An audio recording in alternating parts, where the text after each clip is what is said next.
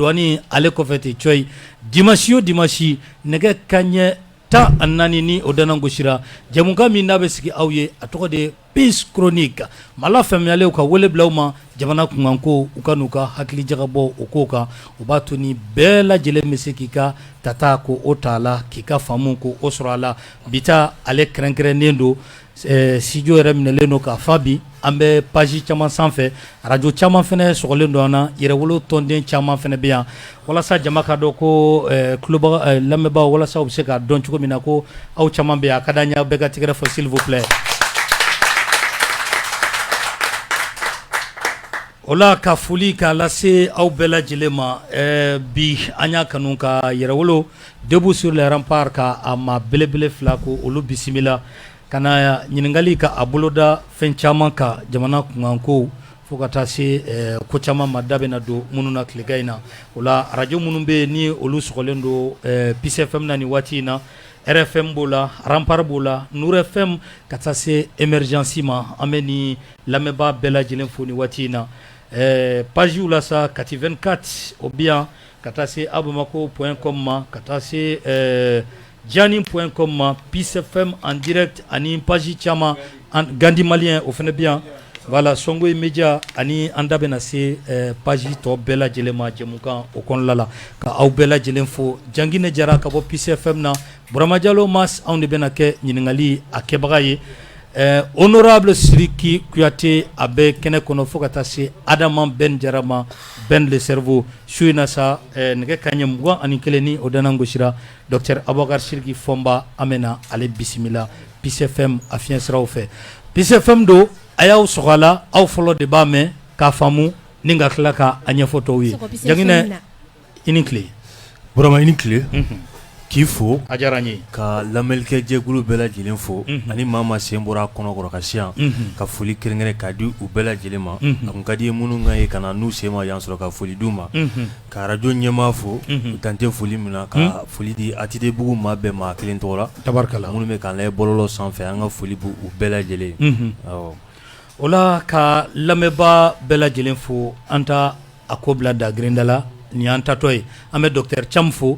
ale de sababu la jamukan ye heure fila ye nka ale heure kelen san ka fara kan ni a kɔni ye layidu ta n ye layidu kabini a daminɛra a ma tiɲɛ a ko ni bɛɛ ni Kuyate bɛ yan don o don ko an kana ɲininkali yɛrɛ kɛ k'an ka taa heure saba la a ka d'an ye jama ka tigɛrɛ fɔ Dr Cham ye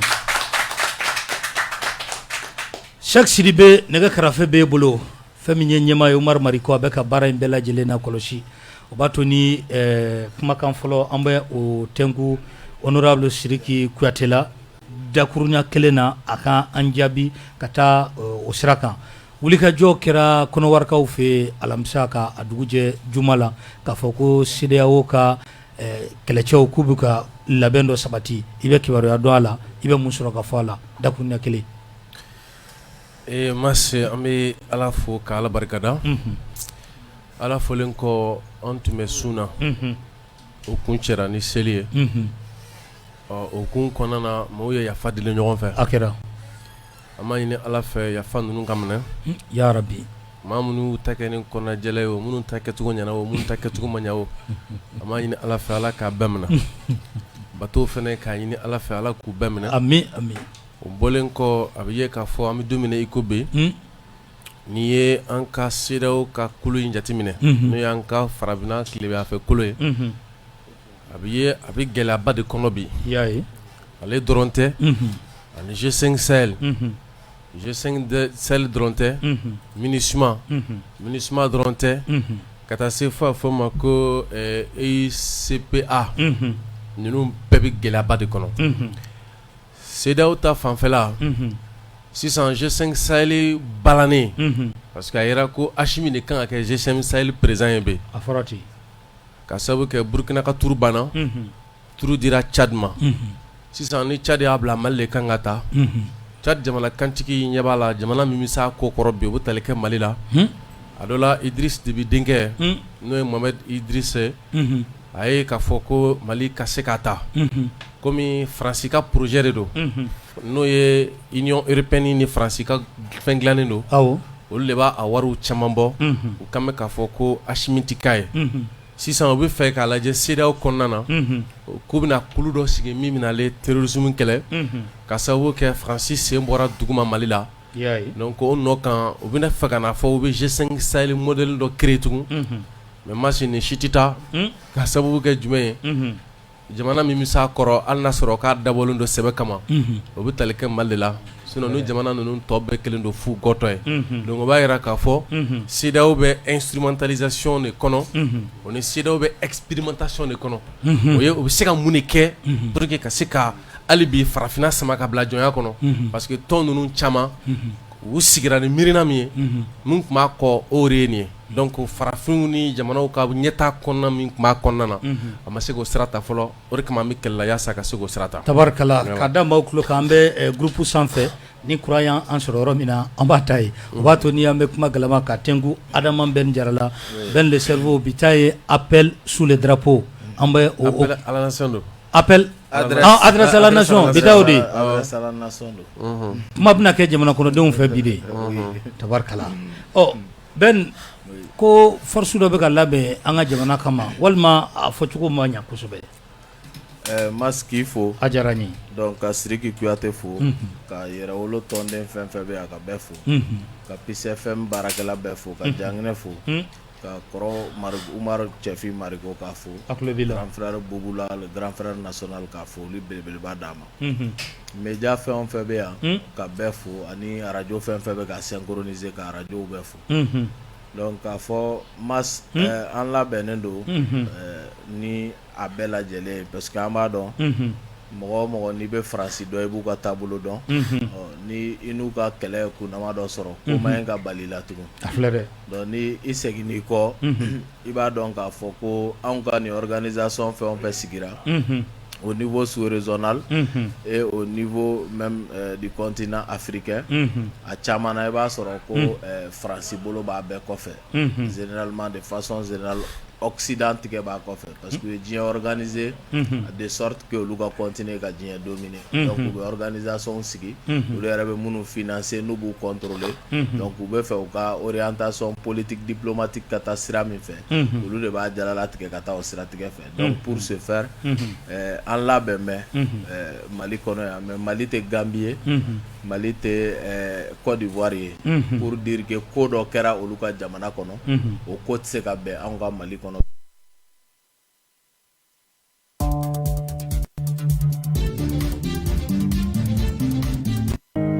Jara kuma tun bɛ e bolo voilà an y'a bila yɔrɔ min na an b'a ta ye je disais que an ka bonyaba bɛ Ivoire peuple yɔrɔ an ka bonyaba bɛ Gambie peuple yɔrɔ nka ko dɔ kɛra olu ka jamana kɔnɔ passé proche la olu tɛ bɛn anw ka jamana kɔnɔ an bɛ don min na komi bi donc an labɛn bɛ a bɛɛ kama datigi sago b'a da la nka ni Ala sɔnna ma anw fana b'an ka jamana kɔnɔ yan an jɛlen an ni kɔ an n'a tɔ bɛɛ lajɛlen fɔ jamana in ka kuma bɔ ni Ala sɔnna ma.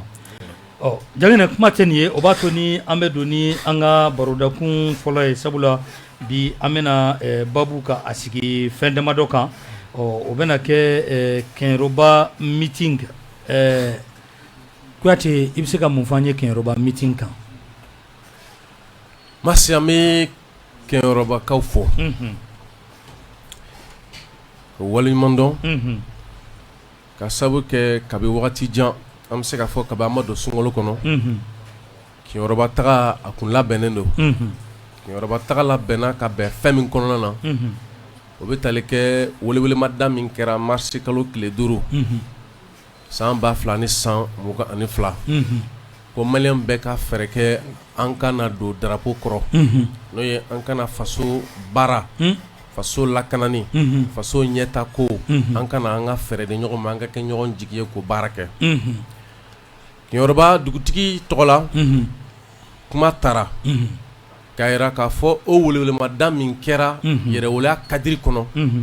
e tuma ko o tɛ se ka kɛ olu kɔ o de kama olu fana y'u kan labɔ bangɔnna kɔfɛ k'a fɔ ko kɛnyɛrɛba fana ye wele jaabi a kɛra kɛnɛ wasalen ye munna parce que an taara Bala Fasɛgɛ fɛ yen Bala Fasɛgɛ dalen de bɛ kɛnyɛrɛba kɛnyɛrɛba ye dugu ye minnu tigiw sɔnna ka bonya n'a karama ta k'a di jeliw ma kɛnyɛrɛba ko bɛnna waati min fɛnɛ ma o y'a sɔrɔ jeliw fana dɔw b'a la k'a fɔ k'u ka kalifa tɔɔrɔ la o nɔ kan yɛrɛwolo de ye tɔn ye ni mu ko k'u tɔɔrɔla ko min na hali ni anw jo de b'a la yafa bɛ ɲini fɛ o misala fɔlɔ kɛra jumɛn ye camarade Ben le cerveau a fɔra dɔw fɛ k'a ye nkalon du la ka kɛɲɛ ni min kɛra Bayangara mara kɔnɔ an ye kuma fila ta k'a jira maliyɛnw na bɛɛ ni min fɔ n'u bɛ ka min jalaki a la kelen tɛ nka n'a ta yafa deli kɛra kiɲɛrɔba fɛnɛ min fɔra nkalon tɛ a ye nkalon tɛ kɛlɛ min tun bɛ bɛn ni a ka jeliba cɛ n'o ye Seku Tunkara ye an taara o fɛnɛ ban ayi Seku bi Seku ka surun jeliya la ni ne ye ne min ye Kuyate awɔ parce que Bala Fasɛgɛ binnen kɔ i b'an ka kabila ta ka taa san 200 i tɛ mɔgɔ sɔrɔ a kɔnɔ min ye jeliya kɛ mais hali bi Seku Tunkara ninnu ka juguya kɔnɔ a bɛ yen a jɛ awɔ Kuyate ayi nkalon tɛ an bɛ taa yɔrɔ jan tariku dɔrɔn de don mais minnu don ni fɛn min sidɔnnen tɛ ni lagosi ye fɛn min kɛ fɛn dɔ ye ban bɛ k'a la i n'a fɔ farafinna a lagosira mais ka taa sɔrɔ an bɛ fɛn min fɔ ko Afrique ɲininkala ko le mot Afrique aurait venu du berbère Taferka qui veut dire la terre ou la propriété terrienne. Celui qui habite la terre est appelé Africui, qui a donné en latin Africus, qui a évolué dans le temps jusqu'à ce qu'en arabe, on a parlé de Ifriqiya. Kabo Ifriqiya la kana fo Afrique kɔnɔna. Donc abiye k'a fɔ ko Ala ye diɲɛ da k'a di mɔgɔ minnu ma farafinw de don. Kɔsani fɛ, fɛn min bɛ tali kɛ a bɛ fɔ mɔgɔ min ma ko Cheikh Anta Diop. Cheikh Anta Diop de ɲinini kɛ ka n'o kuma sɔn ji la k'a fɔ ko l'Afrique est le berceau de l'humanité. Mais mun bɛ jamana in kɔnɔ yan c'est que ne ko mɔgɔw tɛ ɲɔgɔn bonya parce que mɔgɔw tɛ ɲɔgɔn dɔn. Mun de bɛ na n'o ye n'i ye Manden ta k'a lajɛ a kalifara jeliw de la ko Manden ka kɛ jeliw ko jeliw ka kɛ Manden hakili ye ka kɛ Manden tulo ye ka kɛ Manden ɲɛ ye ka kɛ Manden da ye k'o da kɛ i bɛna ye k'a fɔ ka tiɲɛ fɔ ka Manden bilasira Mandenkaw kana fili o de fɔra Manden o de fɔra Manden jeliw jɔyɔrɔ de ye Manden donc Manden kalifara jeliw la o bɛ cogo min na kiyɔrɔba fɛnɛ kalifara jeli kelen na o bɛ cogo min na yɛrɛwolo fɛnɛ ye yɛrɛwolo fɛnɛ tɔn a kumalasela o ye jeli de ye Kuyate donc an ko jeliw ma ni fili bɔra yɛrɛwolo kɔnɔ o ti yɛrɛwolo jatew ka fili o jeliw ka fili o de nɔ kan a fɔra anw tɛna jo ni jalaki ɲini an ni jeliw cɛ ni jeliw ko ko yafa ka deli yafa bɛ deli yafa deli o kadiri de kɔnɔ ni dɔw bɛ ko yafa deli ta k'o kɛ n'a fɔ nkalon dɔ dara nkalon ma da maa la dɛ ayi nkalon ma da maa la min fɔra o de bɛ yen ni kɛlɛ donna jatigiw ni u ka jeliw cɛ o fɔra o fɔcogo la k'o bila o minɛn kɔnɔ n'o ni nkalon tɛ ɲɔgɔn sira la parce que joni jalaki t'anw n'an ka jeliw cɛ ayi joni jalaki tɛ maa ni jeliw cɛ n'u y'a k'i la a banna awɔ sanmɛ de kama u bɛ se ka sigi u kɔ anw fɛ yen Manden c'est pour k'a fɔ ko jeli tɛ malo mais k'a tɛna bɛ wase min b'a tɛna wase o ye sanmɛ de ye o sanmɛ de ye kɔnɔnamaloya ye parce que malo ye kojugu de ye a bɛ fɔ wagati min na i ti malo o b'a jira k'a tiɲɛna sanmɛ de kan k'i bali i kana malo donc o bɛ donni min na i ko bi an bɛ min fɔ mɔgɔw ɲɛna dɔrɔn o de ye an ka taa ɲɛfɛ min kɛra balawu ye o de ye Mali kɔnɔ yan a ka fɔ mɔgɔ ma k'i ye jeli ye o k'i tɔɔrɔ o de y'a balamayɔrɔ ye n'o y'a balamayɔrɔ ye cogo di parce que n'i y'o fɔ a bɛɛ ye yɛrɛdɔnbaliya ko fɔ n'o fɔra yɔrɔdɔn ye mun y'anw fɛ yen o ye ka maaw dɔn maaw dɔnni de ye yɛrɛdɔnni ye bon n'i tɛ se k'i yɛrɛ dɔn abada n'i t'i maaw dɔn awɔ donc an bɛ jamana min kɔnɔ n'o ye Manden ye o Manden de kɔnɔ a fɔra ko jeliya ye ka kodɔn ka kokɔrɔ dɔn ka se ko la k'i pan ko kunna ka ko dilan ka mun dilan ka mɔgɔya dilan ka dilan ni jumɛn ye ka dilan ni danpe ni cɛsiri ye bɛɛ ni kɛlɛya kɔnɔ yɛrɛwolo ani yɛrɛtigiya kɔnɔ o de fɔra kiɲɛrɔba jeliw ye ko kuma min fɔra n'a y'u tɔɔrɔ an tɛ joni jalaki ɲini sinon kuma min fɔra a tayɔrɔ b'an bolo kuma min fɔra a lagosi bɔra yɔrɔ min na o dɔnnen don mais joni jalaki tɛ ɲini min bɛ ɲini jeliw ko yafa ka deli yafa deli la donc yafa ma deli kuma suru kan yafa deli la ni min ye o ye a bɛ fɔ min ma majigi de ye o majigi jeliw fana y'o ɲini bɛɛ fɛ ko ka sababu kɛ maa kelen tɛ se ko la ko ka sababu kɛ ko dɔ bɛ adamaden sɔrɔ ka taa sɔrɔ i cɛ cocolo don mais ka taa sɔrɔ i cɛba cocolo tɛ donc an bɛ donni minɛ i ko bi ne bɛ fɛ maliyɛnw k'a faamu de min bɛ sen na n'o ye k'a fɔ yɛrɛwolo bɛ baara min na dɔw ka t'u fa ka foro sɛnɛ ɲinan sali kun tɛ se ka kɛ dɔw bɛ ka taa bi bɔ u faw ye u bɛ u bakɔrɔnin ye bi ɲinɛ seli la sali na sini seli kun tɛ se ka kɛ mais dɔw ka kɛlɛ de y'o kɛ Asimi b'olu ɲɛma bi jamana ɲɛmɔgɔ la mais u n'a ta o ta jama dɔ bilalen don Asimi na yɛrɛwolo b'o baara min na jama dɔ bilalen don yɛrɛwolo fana na ko maadenninw ka sabali an ka avancer n'u ka sabali an b'an avancer donc an taara min fɔ Kiɲɛrɔba an nana ni min ye ka bɔ Kiɲɛrɔba bakurubaya la hali n'a sɔrɔ a fɔli man di yɛrɛwolo mɔgɔ dɔ ye a fɔda bɛ ne kun wa n'a kan ka fɔ ka min perepela tigɛ o bɛ fɔ wa o kɔfɛ hɛrɛ bɛ si hɛrɛ bɛ tile Masudu an Dunkaye Jaginɛ Kiɲɛrɔba bɛ fili bolo ni Ben a Kiɲɛrɔba Kuyate bɔra ka kuma caman fɔ sisan mais e yɛrɛ hakili la bi bi in na fara ɲɔgɔn kan bolo kan e bɛ se ka mun de fara o kan da kan n'a ma ɲɛ k'a bɔra Kiɲɛrɔba ni kuma ye parce que maa caman ko k'i ka kuma cayara dɛ Kiɲɛrɔba ye wa ou bien ayi sisan yɛrɛ yanni Kiɲɛrɔba taga cɛ k'i ka kuma yɛrɛ de cayara k'i fariyara Segu nɔfɛ dɛ k'i dun terikɛ don ok donc terikɛ don i kɔrɔkɛ don an bɛ bɛɛ fo Ala k'an dɛmɛ Segu ye n terikɛ ye Segu ye n kɔrɔkɛ ye an ye ko caman kɛ ɲɔgɔn fɛ an b'a jigiya fana an bɛna ko caman kɛ ɲɔgɔn fɛ jamana ka nafa kama donc o y'a to kuma caman kɛra Kiɲɛrɔba an y'a bila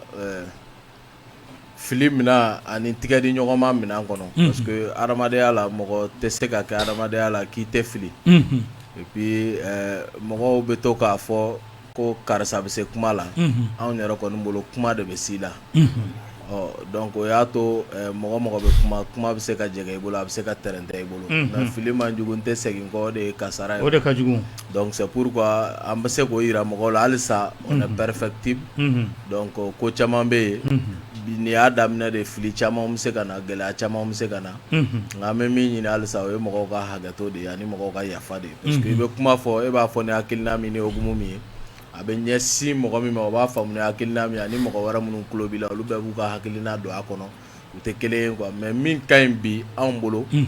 comme yɛrɛwolo yɛrɛ bɛ fara ɲɔgɔn kan taamasiyɛn de fɔ parce que an caman bɔra Amadu Jikɔrɔni ka ekɔliso la nka an bɛɛ presque ka kulu tun b'an bolo an y'a ye de ni an m'an tigɛ di ɲɔgɔn ma an tɛ se k'an kɔkɔ da gɛlɛya in na Ala barika la an y'an tigɛ di ɲɔgɔn ma san 2 kɔnɔ an ye jaabi min sɔrɔ farafinna bɛɛ kɛlen don b'i ka Mali kɛ misali ye o y'a to n bɛ n da maga min yɛrɛ la an balimakɛ n'o ye Kemi Seba ye a nana bɔ an na a bɛ yan a bɛ tagamala yan a jigira fo la kunu an yɛrɛ n'a taara bɔ président libérateur Asimi Goïta tabarikala n'a taara ka taa Asimi Goïta fo tabarikala donc Asimi ko an bɛ nin wulikajɔ min na ale ka dɛmɛ dafalen bɛ an kɔkɔrɔ tabarikala ka kɛɲɛ ni nin wulikajɔ ye et que an ka minɛ a kɔkɔdisi la au niveau institutionnel a minɛlen b'ale yɛrɛ fana bolo fɔ farafinna a bɛ se ka lafiya cogoya min na a banna donc a y'o fɔ ka tanuninkan caman kɛ ani hakilisigi kuma caman kɛ ka ɲɛsin an balimakɛ ma Kemi Seba ani bisimilalikan caman tabarikala donc o kɔfɛ Kiɲɛrɔbakaw bɔra an b'u fo an ye dugutigi ye ka donso ɲɛmɔgɔw ye ka alimami ye ka jeune ɲɛmɔgɔw ye yɛrɛwolo tɔgɔ la yɛrɛwolo Kiɲɛrɔba donc k'a ye fɛnɛ an balakaw bɔra donc mɔgɔ fɛn fɛn bɔra Kiɲɛrɔbakaw bɔra k'u fo ni wulikajɔ la an ye kuma min fɔ tiɲɛ na an b'o kuma kan parce que yɛrɛwolo yɛrɛ kulu 18 faralen ɲɔgɔn kan kɔfɛ kulu wɛrɛw donna hali tarata tɛmɛnen kulu wɛrɛ farala kan an bɛ continuer halisa ka mɔgɔw wele an k'an tigɛ di ɲɔgɔn ma minnu bɛ yɛrɛwolo la o minnu bɛ kulu wɛrɛ la surtout nin wagati in na nin tɛ farafarali ni gɛlɛya ni kuma caman wagati ye quoi parce que nin wagati de la Faransi bɛ lamaga caman na o kow de bɛ ka kɛ Djéné mara la hali Z5 Sahel ko kuma min bɛ ka fɔ Z5 Sahel tɛ o a tɛ exister yɛrɛ a tɛ existé fɛnɛ donc olu bɛ dilan de depuis février 2014 pour ka organiser ka kɛɲɛ ni u ka OCRS organisation u bɛ ka laɲini min kɛ n'u nana ni servali après n'u y'a yɛlɛma k'a kɛ Barkani ye donc laɲini min b'u la f'u ka t'u daga an ka jamanaw kɔnɔ baaraw de bɛ sen na donc an b'a fɔ an mɔgɔ fɛn bɛɛ bɛ ka transition dɛmɛ a ka ɲi ka wajibi an bɛɛ k'an tigɛ di ɲɔgɔn ma hali minnu tɛ k'u yɛrɛ bi transition ka trajectoire la a b'anw ka mission fɛ ka ɲini ka gɛrɛ olu la de pour que an n'u b'an tigɛ di ɲɔgɔn ma parce que ani jugu min bɛ ɲɔgɔn na ni kɛnɛma jugu don a tɛ sunɔgɔ a tɛ dingo a tɛ ɲinɛ donc o wagati la an ka ɲi k'a lajɛ ka fara ɲɔgɔn kan ba dɔw la pour que an bɛ taa ɲɛfɛ cogoya min na et c'est dans ça que dans l'union que nous pouvons gagner an bɛ kɛlɛ min na a ka ca Ala fɛ n'an farala ɲɔgɔn kan an bɛ sebaya sɔrɔ de tabarikala donc o kɔnɔ an tulo bɛ Guterres mankan na Antonio Guterres Nations Unies ɲɛma Nations Unies ɲɛmaaba ko Mali mago bɛ force min na bi ko bɛ se ka kɛ force d'interposition tɛ bilen ko mais ko force eurobisi ko la ko hali sinsin bɛ se ka kɛ farafinna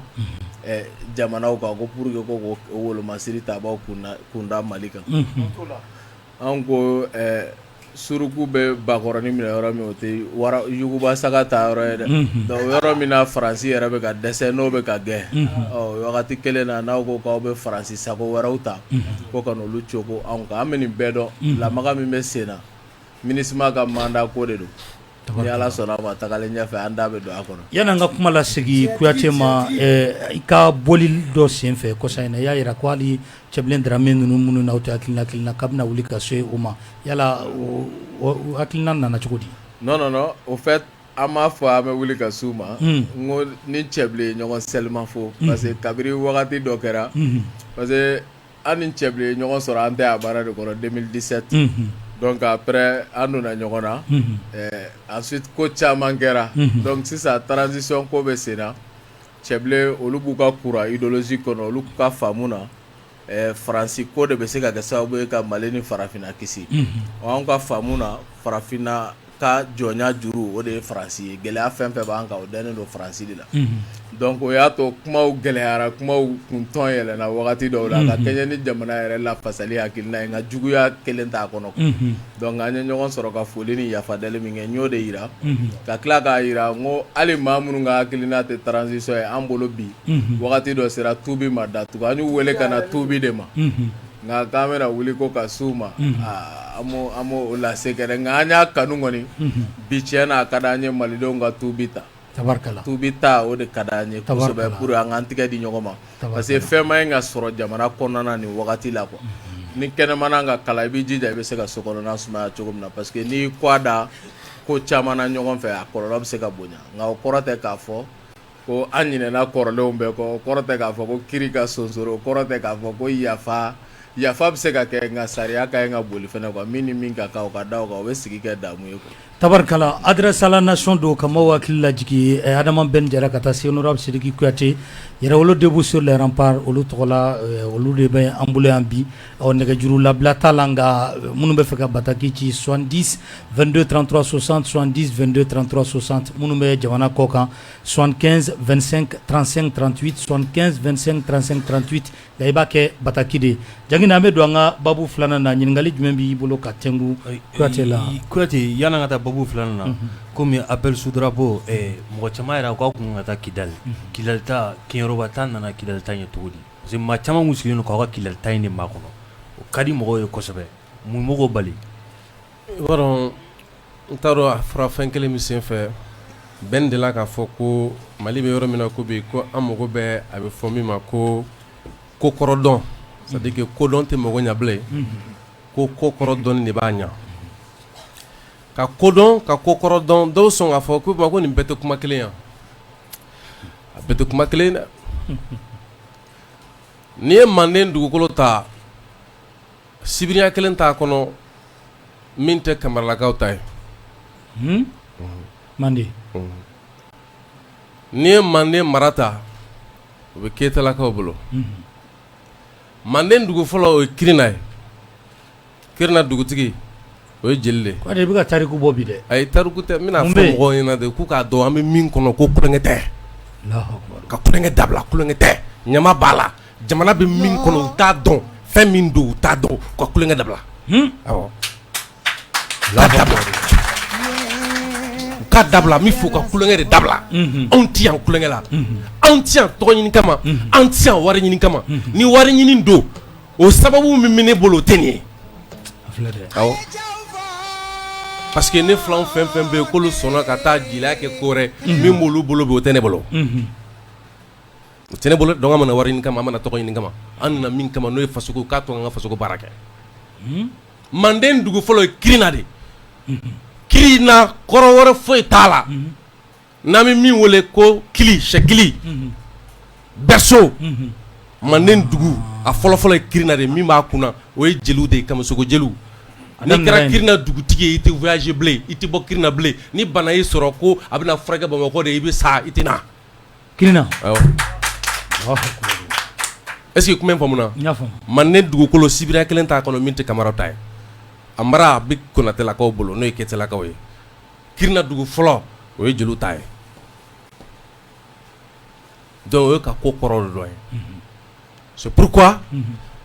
an kɛlen k'a yɛrɛwolo sigi an ko an ka kɛlɛ in kɛ ni hakili ye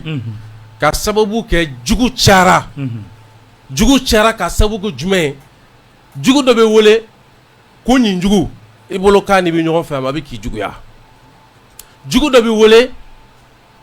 ko ɲabaga tiɲɛ c'est à dire que n'i ɲɛna ale ma a b'i tiɲɛ o kɔrɔ ye jumɛn ye ni cɛ o cɛ y'a ɲini k'i bɛ maliyɛnw bɔ ni jɔnya in kɔnɔ i bɛ maliyɛn dɔ sɔrɔ minnu b'a ɲini k'i lakari pour que ka to jɔnya kɔnɔ a bɛ n'a fɔ n'i ye suruku sɔrɔ jan na k'a hinɛ minɛ walahi n'i ko k'i bɛ taa bɔ jan na i sigi dɛ min y'a don jan na n'o tɛ a ne de don o to yen jugu dɔ fana bɛ wele ko senkɔrɔ jugu jeliw ko de ka jugu ni jugu bɛɛ ye ko parce que ko bɛ n'a fɔ ko wulu kolon ko bondala kolon don wulu min y'o ci ko bondala kolon don ɔ fiɲɛ min b'a la ale t'a ɲabaga fɛ abada f'a cɛbaga imagine adamaden min bɛ bila i la ko parce que i bɛ fɛ ka dilan ka ɲɛ o jugu fana bɛ yen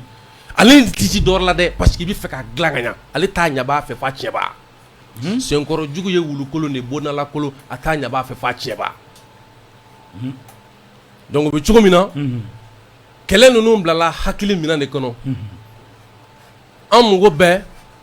ka se ka jamana fan bɛɛ sɔrɔ kɛlɛ nana daminɛ kɛlɛ daminɛnen a yira k'a fɔ sisan a daminɛna Segu mara kɔnɔ ka yɛlɛn ka na taa Mopti o Mopti mara kɔnɔna na a yira ko minnu bɛ Kidal olu ko k'u tun ye yɔrɔ minnu danna tigɛ k'u b'u sigi yen ka yɔrɔ la kɔlɔsi n'a fɔ ma ko zone de sécurité et de défense u y'o wuli ka bɔ yen u wulilen ka bɔ yen an y'a ye k'a fɔ k'u bɛ taa kulu dɔ sigi kulu min n'o bɛna hali bi kumaɲɔgɔnya ni accord ko ta ka yanga sanfɛ an ye appel bila k'a fɔ an mago bɛ ka taa Kidal parce que o Kidal ka bɛn wagati jumɛn le 6 avril o 6 avril ka kɔn yɛrɛwolo sigili ɲɛ san o san bɛ kɛlɛ kɛ pour que u kana a bɛ fɔ min ma ko indépendance fêta kɔnɔna na ɲinɛ ta kɛra ka bɛn ni Faransi ka koso tali ka taa o wagati kelen k'u bɛna ɲini k'a fɔ u bɛna darakɔrɔbɔli kɛ darakɔrɔbɔli min senfɛ mankan bɛ se ka bɔ a la u k'o mankan ta k'a fɔ ko Mali faamaw taara silasa kɛ o baaraw kun labɛnnen don darakɔrɔbɔli fɛrɛ kan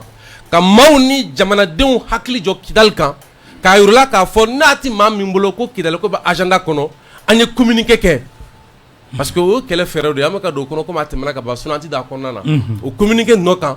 Faransi yɛrɛ nana yira a ka mɔgɔw la ko n'u sɔnna k'u bɛ fête kɛ ɲinan Kidal n'o ye fête d'indépendance ye k'u bɛ bombarder ko Mali b'u susu donc pour que an ka bɔ o sigi ka kuma kɔnɔ ani Kidalikaw ɲɔgɔn cɛ an ka bɔ olu fête ko ninnu kɔnɔ jamana faamaw ka disposition ta ka kɛ ni nin kɛwalew ye olu tun ye janfa min sigi ɲɔgɔn senfɛ a janfa k'a ye an y'a ye a fɛrɛ fila an bolo yɛrɛwolo ka tali annoncera nka o tali kɔnɔna na à défaut de Kidal parce que n'an ko k'an bɛ taa kɛ sisan komi dɔ bilala fan dɔ fɛ an y'a jɔ mais a jɔlen ko ka taa Menaka a fɔra ko sigi tɛna se ka kɛ nin wagati ninnu kɔnɔ parce que ko n'i bɛ fɛ ka fɛn o fɛn kɛ a ka barika sɔrɔ k'i b'a kɛ ni sanji commencera ka bin ko sisan ko mɔgɔw yɛrɛ kɛlen don donc Kidal taga dɔrɔn kun tɛ Menaka taga fana kun b'a la c'est à dire qu'à défaut de Kidal c'était juste an kun ye guerre communication dɔ de la annoncé pour que an bɛ se ka taa an bolo dɔ Kidal kan sinon bɛɛ b'a dɔn n'an bɛ taa yɔrɔ minnu na a bɛ kɛ cogo min na a bɛ labɛn cogo min na o fɛɛrɛw ni Kidal ko kɛra cogo min na o tɛ fɛɛrɛ kelen Kidal ko tun bɛ communication de bolo kɛlɛ fɛɛrɛ dɔ de don an bolo peut-être an wulusira k'o détail di mɔgɔ ma komi a tɛmɛna donc o de kama kiɲɛrɔba ta kɛra o kiɲɛrɔba ta kɛra o labɛnna kiɲɛrɔba de fɛ yɛrɛwolo min bɛ kinyɔrɔba an bɛ ka taali fɛn fɛn kɛ yɔrɔ la sisan n'an ye kibaruya yɛrɛ sɔrɔ an bɔra kinyɔrɔba min kɛlen dugutigi de ye 40,000 ani kɔdi musaka minnu kan ka se ka don a ko la ko o de labɛnna ni labɛn cogo la dugutigi yɛrɛ dugutigi yɛrɛ donc o b'a yira k'a fɔ an bɛ ka taali fɛn fɛn kɛ yɔrɔ min na a mɔgɔw de b'a labɛn yanni an bɛ taa donc kidalikaw fɛnɛ ta nin kɔfɛ a labɛn bɛ u yɛrɛ de bolo pour que an bɛ se ka taa cogo min na a ko b'o de minɛn kɔnɔna na a kɛra ten de tabarikala précision de taille tiɲɛroba ta in na dugutigi kɛlen k'o fɔ sifinnakaw ma sɔn olu ye dugutigilakaw ka bulon mɔgɔw ka wari lasegin u ma jeunesse tiɲɛroba olu yɛrɛ de y'a ta u yɛrɛ kolo la tabarikala Sidiki ye min fɔ o de tilala ka k'a kɔfɛ tugun quoi tabarikala voilà et 6 mai o ye date min ye fɛnɛ accord de défense Musa Traoré ka wagati la 6 mai 1985 o date de la jɔnya juru kun sirila anw ni Faransi ni ɲɔgɔn cɛ lakana bunakun kan donc o commémoration de kun 37 ans après donc bi Assimi Goïta y'o jɔnya juru tigɛ min kun réactualiser IBK fɛ le 16 juillet 2014 donc accord de défense de tigɛra Mali ni Faransi ni ɲɔgɔn cɛ donc o de la an ye 6 mai date kɛrɛnkɛrɛnya ka taga o la tabarikala o b'a to ni jangina an bɛ ɲininkali wɛrɛ kɛ Ben le cerveau la Ben an y'a ye an ka jamana minisiri kɔrɔ dɔw bɔra tile fila in na média dɔw sanfɛ ka kumaw kɛ yala i ye kuma in mɛn kɛrɛnkɛrɛnnenya la an ka mɛn Cɛma Ibɛri Kulibali ma analyse jumɛn b'i bolo a ka kuma kan an ka don an ka bakuruba filanan kɔnɔ Cɛma Ibɛri Kulibali a b'a sen nunkun kan Kulibali masasi ko i bila kulu kan i bɛ dimi kulu bili kan i bɛ dimi o ma kɛ Cɛma Ibɛri ta ye dɛ a b'a sen nunkun kan ka kɛɲɛ ni a tɔgɔ an ka kɛlɛkɛminɛnw santɔla yuruguyuruguba minnu kɛra la bɛɛ y'a dɔn Kasoge tun wililen bɛ Sonba kulew nɔfɛ o ko min tun bɛ sen na donc o kama ale y'a fisaya ni tagama ye an b'an balima Tɛlimani bolilaw fo a bɔra Tɛlimani fɛ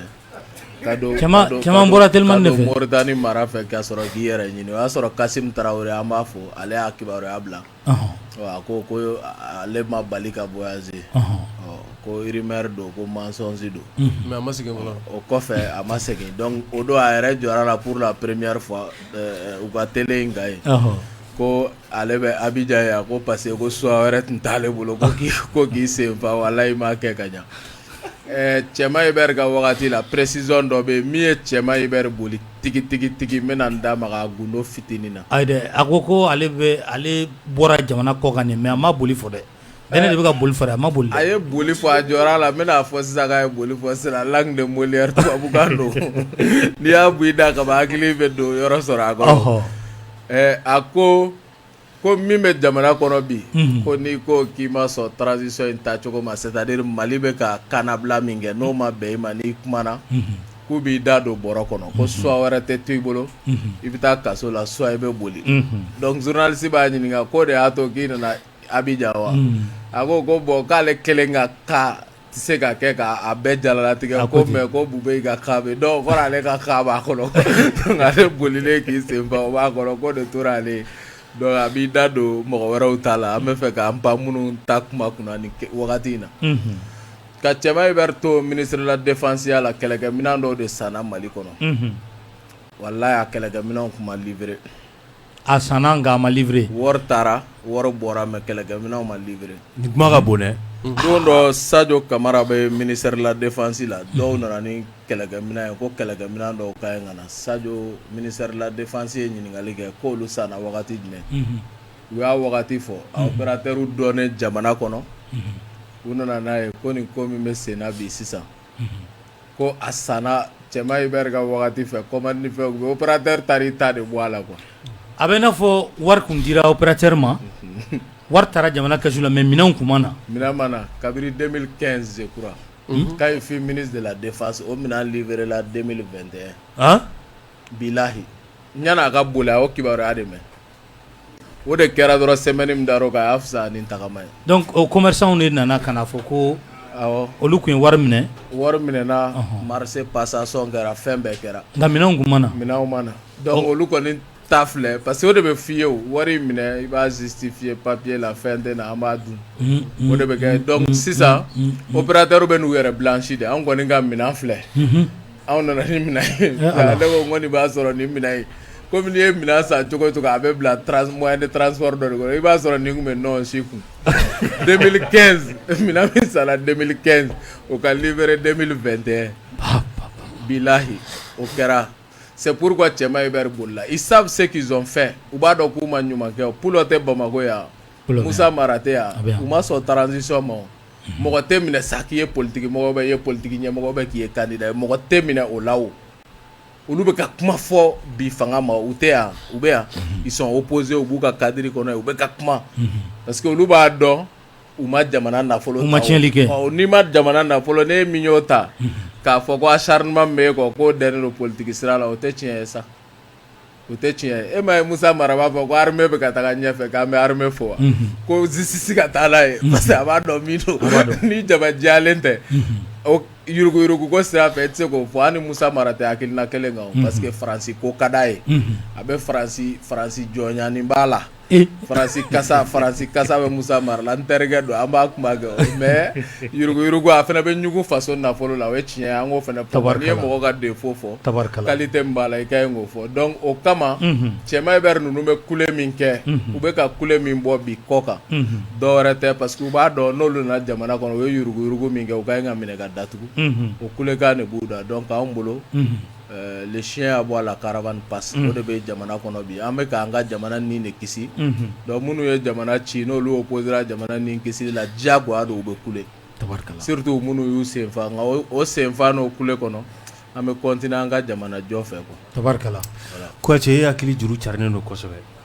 maa caman y'a jira k'a fɔ nin wagati in na k'an bɛ cɛya kumaw fɔ tile fɛ CEDEAO ma mais ko su fɛ k'an ma to k'an den ko ka t'u deli sisan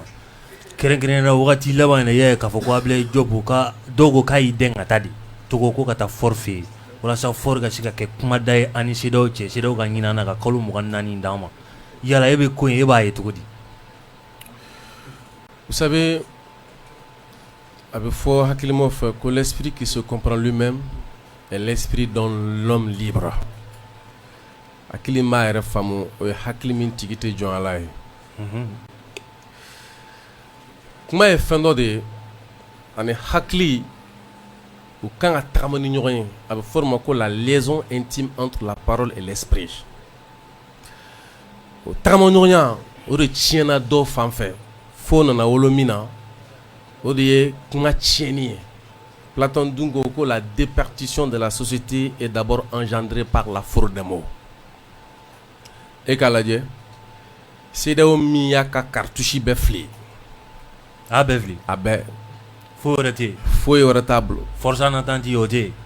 force en attente min b'u bolo u ma se k'u da don o la o de kama u ko k'u bɛna fɛn dɔ dilan Nations Unies ka jɛ kɔnɔ ko kana Mali dɛmɛ ko ka se ka terrorisme kɛlɛ o ni force en attente tun bɛ u tun b'o de fɔ u y'o de fɔ Gambie ta la o u y'o de fɔ Gambie ta la u ye Gbagbo déloger u ma force en attente bila ka déloger o n ko Faransi ka licorne n'a délogé u taara na Harmattan ye Libye ka Kadhafi déloger mais anw filɛ yan Barkhane an y'o gɛn k'a sɔrɔ an ye beaucoup de Serval la a bɛ fɔ min ma ko EICAP k'o gɛn MINUSMA gɛnnikɛ bɛ sen na olu fana ko k'o bɛna kɛ i n'a fɔ an mago bɛ ka kɛlɛ kɛ cogo min na 2013 u donna ni kan min ye k'u bɛn'o lakuraya tugun donc o b'a jira ko le Mali la c'est un cas à part bɛɛ de bɛ min fɔ waso tɛ dɛ ayi waso tɛ comme a bɛɛ anw de ta ye a kɛra san 5 ye anw de ta don a kɛra san 2 anw de ta don transition kɔfɛ a Mali denw de ta don hali n'u ko san 1 an yɛrɛ kun ko k'u ka sɔn o ma o san 1 y'a sɔrɔ an sɔgɔ ma sɔrɔ o kelen de don o kelen de don dɔ wɛrɛ bɛ fara a kan dɔ tun tɛ yen nin n ko dɔ de bɔra yen ka na ne nin ye o tuma gɛlɛn ni dɔ wɛrɛ faralen a kan ka Asimi to ye o donc o ko bɛ cogo min na bi fort ale y'a jira k'a fɔ CEDEAO bɛ min kɔnɔ nkalon don ka sabu kɛ mun ye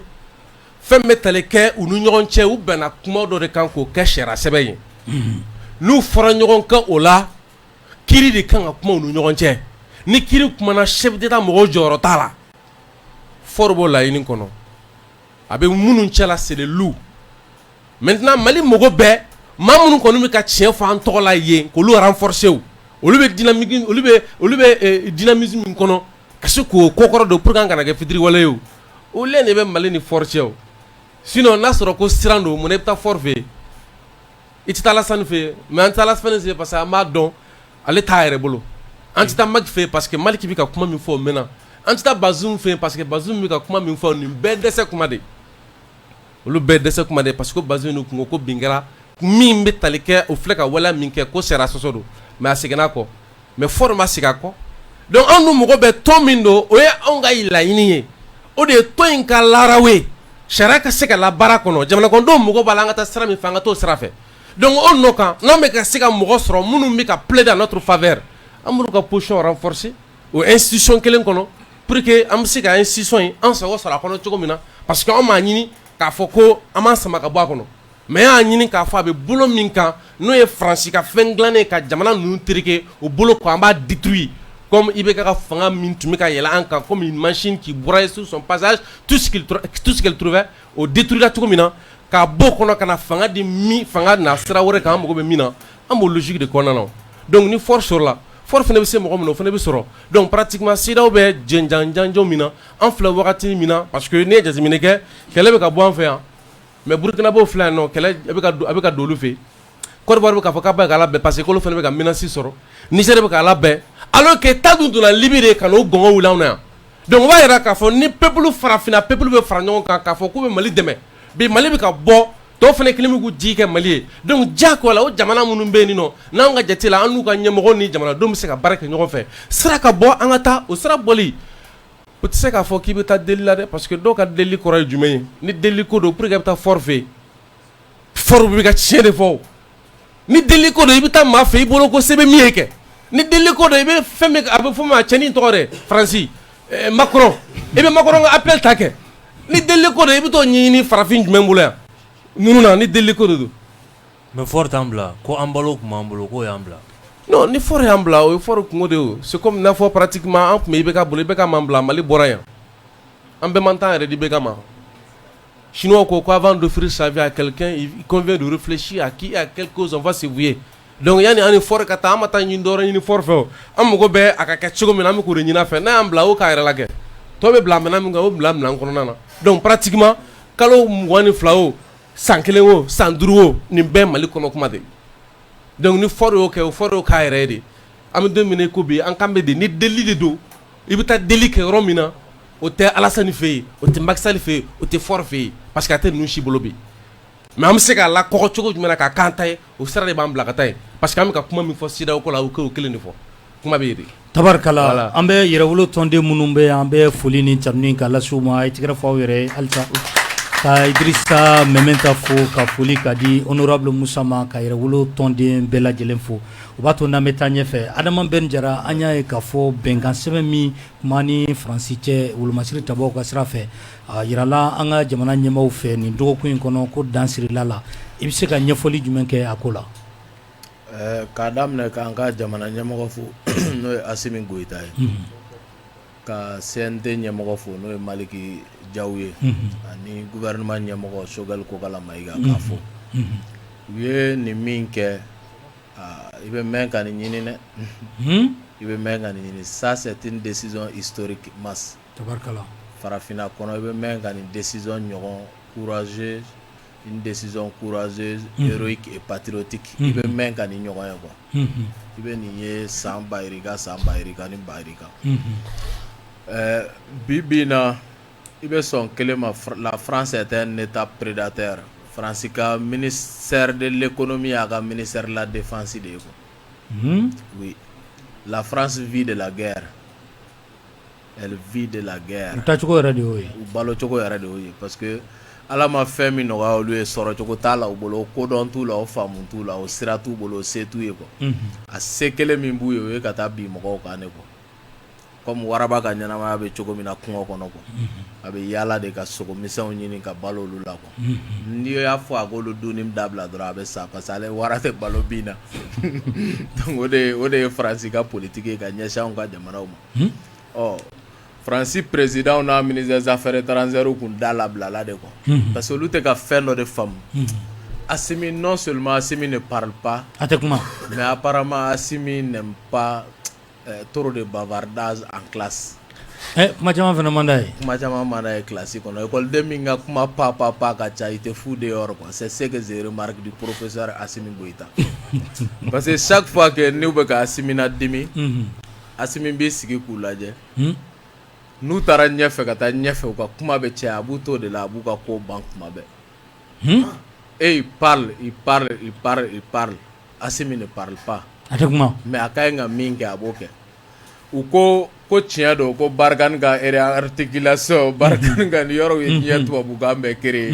aw gɛnna de cɛ o dɔrɔn de don. Maintenant u ka redéploiement, articulation, fɛn o fɛn nin bɛɛ ye k'a kuma ma mun ye. O min kɛra u ko k'o t'a bali,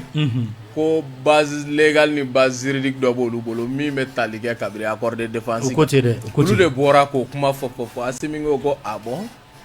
Ko donc o de b'a to tile saba moyenne de 3 vols par 3 vols, un vol sur 3 jours au moyenne, parce que ni ko en 4 mois qui correspond à environ 120 jours, ni 50 vols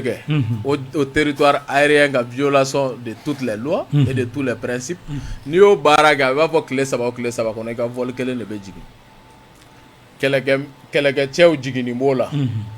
kɛlɛkɛ cɛ minnu bɛ kɛnɛ kan n'u bɛ banbagaci wale kɛbagaw, olu kɔkɔrɔma doli minɛn ko na musaka ko la, dotation ko la, o b'o la, dugu jukɔrɔ nafolo an ka min bɛ ka bɔ an ka kɔrɔn fɛ o b'o la. N'o tɛmɛnen kɔ ka Mali yɛrɛ lajɛ, an n'an ka terre Irilakaw ka tigɛ di ɲɔgɔn ma, o ko in bɛ ka kɛ cogo di, o b'o la, ani Mali yɛrɛ bɛ ka évoluer cogo di, espionnage bolo ma ka kibaruya feere jugu ma, o bɛɛ Ablaye Mayiga ka communiqué kɔnɔ, o bɛɛ de jalakira ka ɲɛsin Faransi ma. O siratigɛ fɛ n'aw ko k'aw ka paani anw ka dugukolo kunna, k'o bɛ yamaruya ta IBK na o ye gafe min tigɛ nɔ bila le 16 juillet 2014 n'o y'a sɔrɔ aw ni Musa Tarawele tun y'a gafe signé, Mitterrand ni Musa y'a signé le 6 mai 1985. K'o gafe de b'aw yamaruya, wa accord de défense de b'u ni Faransi colonie kɔrɔ bɛɛ ni ɲɔgɔn cɛ, a bɛɛ Côte d'Ivoire, Sénégal bɛɛ u taara ka t'o gafe de tigɛ nɔ bila, o de bɛ Faransi yamaruya a ka na opération militaire kɛ ka jamana kɔnɔ. N'anw ka jamana ɲɛmɔgɔw y'o faamu, ko n'i ye yiri bolo tigɛ, n'i m'a dili bɔ a bɛ bolokura nugu, ka dili bɔ an b'u fo la u ni cɛw ni baraji, k'u ye yɛrɛwolo ka wele jaabi, u ni yɛrɛwoloya u ni fasoden ɲumanya, wa an ka dɛmɛ a dafalen foyi t'a jɛ kɔkɔrɔ, parce que olu de sɔnna ka k'anw ka jɔn ye quoi. Tabarikala. Ni i ko anw bɛ jamana ɲɛmɔgɔ ninnu kɔ, e ma foyi faamu, walayi bilayi taala olu de b'anw kɔ. Jamana ɲɛmɔgɔ de b'aw kɔ. Jamana ɲɛmɔgɔw de b'anw kɔ. Tabarikala. O de y'a ko tiɲɛ ye quoi. Tabarikala. Donc an b'u fo, et la lutte continue. Kuyate k'i ye kɔrɔfɔ ɲuman min ta sisan ka Manden tariku ko k'a fɔ, Masire Magaji a bɛ suguba kɔnɔ ko a ye yɛrɛwolo bɛɛ jansa bazin kelen na ko k'a d'i ma, bazin complet. I bɛ kuma Masire fɛ fɔlɔ b'a ka taa. Masi, c'est-à-dire que ni ne bɛ jeliw n'u jatigiw cɛ quoi. Voilà, ni kuma banna dɔrɔn a bɛ jansa de. A banna. Voilà. Donc ni ne bɛ yen, c'est-à-dire que mankan tɛ yen quoi, mankan ka ban. Tabarikala. Vous savez, diɲɛlatigɛ la, fɛn o fɛn bɛ ka fɔ bi, k'a fɔ ko o ye diɲɛlatigɛ taabolo ye, ko droit de l'homme, charte o, Nations Unies o, mais diɲɛ bɛ k'a confirmer wagati min na ko nin bɛɛ taara farafinna, o dɔrɔn tɛ dɛ, k'a kolo giriya k'a taara Mali de kɔnɔ. Ouais. Wagati kelen i b'a ye anw ka mɔgɔ dɔw bɛ yen ko minnu ye marabaaw kɛbagaw ye, olu bɛ k'a fɔ k'u bɛ taa démocratie wɛrɛ ta diɲɛ fan wɛrɛ fɛ k'u bɛ n'o don an kunkolo la yan quoi. Donc o nɔ kan, kuma minnu fɔra danpe kumaw de don, yɛrɛdɔn kumaw de don, jamana dɔn ni jamana kɔnɔ don fɛ o de bɛ kɛ sababu bɛ k'a fɛ u b'a bonya. Ni maa ma, ni t'i ka jamana dɔn i tɛ se ka bonya. Ni tɛ maa o maa dɔn i tɛ se ka bonya. O de kama Ala ko. Le premier pas vers la religion est la connaissance d'Allah. La perfection de la connaissance d'Allah, c'est de croire à son unicité. La perfection de la croyance à son unicité, c'est lui être fidèle. Dîner par folo qu'Allah donne. N'Allah donne un coffre qu'à soit qu'à client. A qu'à client donne un coffre qu'à client. n y'a ye k'a fɔ anw sɔnnen don ka tile faso ɲɛ ka tile fasodenw ye k'a fɔ an labɛnnen don k'an nin di faso ka se ka bɔ bolo la faso dɔn de b'a ko fɔ o kuma min fɔra ka don tariku kɔnɔ mɔgɔ k'a dɔn k'o bɔra yɔrɔ min na ni masiro jansa ni bazɛn bazɛn ye sutura ye k'Ala k'an sutura yarabi merci beaucoup merci yanni ka segin na Kuyate fan fɛ Adama Ben Jara est-ce que accord de défense min ni Assimi y'a bɔ yen sisan yala a fɔra k'a tɛmɛna Buluma la est-ce que aw bɛ CNT kɔnɔ a delila ka yira aw la a ka hakili jagabɔ k'a kan walima aw yɛrɛ k'a laɲini k'a ye au fait accord de défense min filɛ nin ye an ye kibaruya min sɔrɔ a la o kɛra Dr Umar Mariko ale de ye ɲɛfɔli k'an ye ko u y'a latɛmɛ ani loi de programmation et d'orientation militaire ko voté tɔ k'u y'a fara o kan donc olu mɔgɔ 4 wa 5 de kɛra mɔgɔ ye min banna la a don kama donc u taara ka taa légiférer o siratigɛ fɛ bulon kɔnɔ Su Ibrahim Boubacar Keita nka bi a ma se CNT kɔnɔ fɔlɔ a ma se CNT kɔnɔ fɔlɔ plénière la mais commission défense o mɔgɔw olu ka baara kɛra kan kosɛbɛ u ka travail du groupe parlementaire la olu ye baara caman k'a kan u ka commission générale kɔnɔ quoi mais a ma na fɔlɔ plénière la an ka commission pour que an k'an jalala tigɛ a kan nka nin décision min taara jamana ɲɛmɔgɔw fɛ an kun sigi bɛ ka nin ne kɔnɔ donc n'a sera CNT la dɔrɔn ni Ala sɔnna a ma an b'a k'o kelen ye pour que nin gafe in ka bɔ an ɲɛkɔrɔ cogo min na an ka se ka lafiya an ka jamana kɔnɔ quoi an ka ɲɛsin a tɔ wɛrɛw ma an ka ɲɛsin a tɔ wɛrɛw ma parce que on l'a tout le temps dit le départ de la France c'est le début de la fin de la guerre au Mali France ka tagali ka bɔ Mali kɔnɔ ye Mali kɛlɛ banni daminɛlen de c'est ce qui est la vérité. Kuyate mɔgɔ caman bɛ ka a jira k'a fɔ ka hakili jagabɔw fan fɛ an'u ka miirinaw fan fɛ k'a fɔ ko sɛbɛn min ni a bɔrɔtɔtɔ filɛ na ni Faransi cɛ nin ye ko a kan ka tɛmɛ sira minnu fɛ e bɛ sariya e bɛ se ka dɔ fɔ a la k'a siraw k'u jɛngɛlen don ko Mali ma tɛmɛ a sira jɛlen fɛ yala e y'a faamu cogo di? Ben kɔrɔkɛ n'o ye Arasbachi je crois que o fana y'a fɔ o de don wa? Cɛman Ibɛri fana y'a fɔ ko base juridique voilà Cɛman Ibɛri fana y'a fɔ. Vous savez, fɛn damadɔ de bɛ ɲɔgɔn kɔnɔ nin ko in kɔnɔ mɔgɔ caman ma min dɔn. E fɔ an ye tan dɛ. A fɔ min ma ko la diplomatie. Ça c'est le droit international public. I m'a faamu. Olu de b'o kalan kɛ kosɛbɛ. O nɔ kan n ɲɛ bɛ dɔ ka kuma na n'o ye Arasbachi Ben kɔrɔkɛ ne baarakɛ ɲɔgɔn don parce qu'il est journaliste comme moi. Donc du coup Ben fana k'a dɔn ko ne y'a kɔrɔkɛ parce que a kɔrɔkɛ terikɛ ye ne donc o la c'est à dire que ne bɛ ka kuma dɔw mɛn ko b'a fɔ hali ekɔliso la mɛtiriw b'a fɔ ko ni jamana sɔnna ka taa bolonɔ bila ou bien ka fɛn dɔ voter assemblée kɔnɔ ko sariya bɛ yɛlɛ jamana sariya sanfɛ mais e ka tigilamɔgɔ ɲininka ko est-ce que jamana fana kɔnɔ assemblée bɛ sɔn k'o bolonɔ bila fɛn na fɛn min bɛ jamana sariya sunba kɔn wa? Est-ce que au fait c'est que on a problème ye quoi donc a bɛɛ ta yɔrɔ ye constitution kelen de parce que olu b'a voter ko a t'an ka jamana souveraineté n'o y'an ka kotigiya k'a t'o sɔsɔ kotigiya dun i bɛ se ka ta bolo fila n'o y'a fɔ ma ko la souveraineté bolo fila sinon a bolo ka ca dɛ a fɔ ma ko la souveraineté internationale o ye anw ka jamana ka minɛ jamana bɛɛ fɛ minɛcogo kelen na diɲɛ sariya bɛɛ ɲɛkɔrɔ. C'est ce qu'on appelle la souveraineté internationale. A fɔ min ma ko la souveraineté interne o de ye ko bɛɛ jalatigɛ anw de fɛ le dernier mot revient au peuple malien. C'est ce qu'on appelle la souveraineté interne. O souveraineté interne fana bɛ ci yɔrɔ fila. A fɔ min ma ko la souveraineté du peuple des vivants. Oui n'o ye sisan an jamana kɔnɔden kelen kelen jamana kunkanko la an bɛ se k'an da fɔ mais ni bɛn kɛra kan sisan n'a kɛra jamana ta ye a fɔ ma ko la souveraineté nationale. Elle s'étend aux morts, aux vivants, aussi bien qu'aux citoyens à venir. Alors, souveraineté, la souveraineté nationale. A b'a daminɛ su la, ɲɛnɛmaw la, ka taa minnu mina. Donc o de kama ko n'a sera yen, o fanga ti cɛ kelen bolo k'i bɛ fɛn kelen b'o la, traité t'o wuli. Diɲɛ fan bɛɛ o b'o cogo la yen. C'est sacré. E minnu mana fɔlɔ olu ka hakɛ bɛ kan i b'o wuli ni dalu jumɛn? Donc Faransi ka sariya sɔsɔ ser'o de ma a yɛrɛ Faransi la k'a fɔ k'a ka traité a bɛ dan yan parce que a sariya sɔsɔ dama tɛmɛna le corpus juridique des droits le plus sacré k'a ser'o ma a dama tɛmɛna a ka sariya sɔsɔ dama tɛmɛna donc maintenant tiɲɛ don a ka kɛ d'abord kuma yɛrɛ fɔcogo la o b'a yira ko a mana sariya ka sira kan n'a fɔ mɔgɔ min mago b'a la cogo min na n'a fɔ Barkane talen le 22 je crois Niger député tun bɛ k'a kuma fɔ mais anw t'a fɛ a kɛra Jakumabo ye donc pratiquement a mana na sira kan bɔ kɛra kalama k'a fɔ tugun o bɔlen kɔfɛ ko fɛn b'a kɔnɔ min b'an ka jamana yan a ka yɛrɛtigiya bɔ a bolo o bɔlen kɔfɛ tugun a tila ka wolo kɛ min bɛ sɔsɔli kɛ n'o ye ka tila ka aw yɛrɛ bɔ a kɔnɔ a yɛrɛ ma jamana nana fɔ sisan a ka lakana kama yɔrɔ dɔw bɛ yen nɔ pan kuru kana pan a kana nin baara kɛ a y'o bɛɛ kɛ ka tila kana tugu a fɔ ma ko subversion n'o ye kana fɛɛrɛ kɛ ka ɲagami don jamana kɔnɔ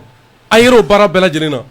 a kan ka kiru ni bɔ min ye ko minnu na a fɔra aw ɲɛna komi bɛɛ n'a fɔ cogo min na le bon monsieur le bon professeur Hachimi a dit que hey toi dehors tu es un perturbateur et o mun sariya sɔsɔ hein et i inscrit la ɔkɔli la o ye tiɲɛ ye o i reconnu don k'e classe kɔnɔ den o ye tiɲɛ ye o mais k'i bila kɛnɛ ma fɛnɛ o veto bɛ maître i bolo o de kɛra le jeu est tellement simple a y'a fɔ fɛn Ben kɔrɔkɛ olu fɛn minnu a k'olu to yen olu ye droit international ye ale dun m'o kɛ ale m'o kɛ quoi Ni y'a bannen ni y'a bannen de ba fɛn ni y'o ko de a kɔnɔ nun ko nun gɛlɛya sa nun ko banna de pourquoi France tɛ min fɔ olu b'o de fɔ quoi ne ma se k'o de faamu hein pourquoi France tɛ min fɔ an kɔrɔkɛw b'o fɔ quoi ne ma se k'o de faamu quoi hein ne kɔni ma se k'o de faamu mɛnɛ ne fɛ vraiment ne bɛna se Ben kɔrɔkɛ ma k'a ɲininka en tant que journaliste pourquoi France tɛ min fɔ olu b'o fɔ quoi pourquoi mais minnu bɛ yen n'a a b'u k'olu nafa minnu nana kɛlɛ la minnu y'a sɛbɛn kɛ olu b'a min bɛɛ dɔn olu ma min fɔ a tɛ min bolo o b'o fɔ cogo di. mais est-ce que a bɛ fɛ an ni Faransi ka kuma a bɛ ka taa cogoya min non an ni Faransi kana kuma mais Faransi ka ɲɛfɔ kɛ an ye min sɔsɔ quoi comme anw bɛ k'a ye an kɔrɔkɛw dɔw b'a kɛ cogo min na pourquoi Faransi yɛrɛ t'o kɛ quoi parce que olu bɛ ka min fɔ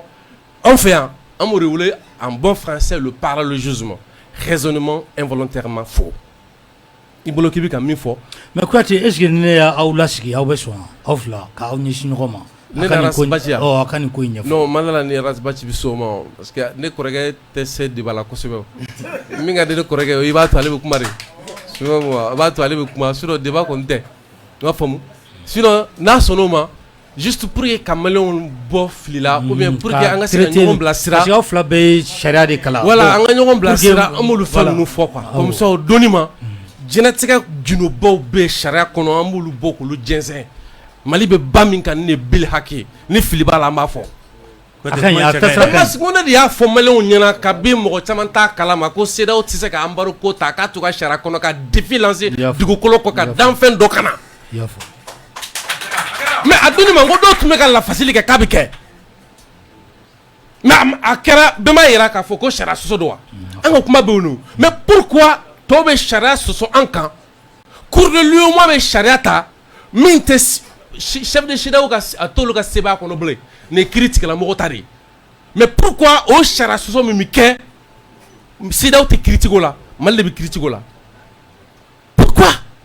pourquoi CEDEAO bɛ sariya ta min tɛ sariya ye anw de bɛ kiiri tigɛ ka CEDEAO bila sanfɛ pourquoi. k'i ye fanga sugu ye k'i ye fanga d'Afrique non o de fɔ fanga d'Afrique ko wa k'i ye délai min di fɛnɛ k'i m'o se k'o respecter non o de bɛ fɔ CEDEAO ma sariya foyi ta k'a ɲɛsin fanga d'Afrique ma ka ɲɛsin Mali ma CEDEAO ma sariya foyi ta ko o de kɛra ko k'a fɔ ko délai min taara ko ma respecter parce que CEDEAO sariya min ta ka Mali yɛrɛ ɲɛŋɛ o sariya taara ka taa sɔrɔ fɔlɔ délai yɛrɛ ma se fɔlɔ ka tila ka sariya ta fɛnɛ min t'a ka sariya kɔnɔna na e tuma na e bɛna mun fɔ fanga d'Afrique la ye fanga d'Afrique min ma k'i kɔ CEDEAO de nana coup d'état kɛ Amadou Toumani Touré la a y'a sɔrɔ an bɛ yan on n'était pas encore gamé à ce niveau a y'a sɔrɔ muso b'an bolo den b'an bolo o y'a sɔrɔ an bɛɛ kɛra baliku ye o kɛra anw ɲɛna yan 2012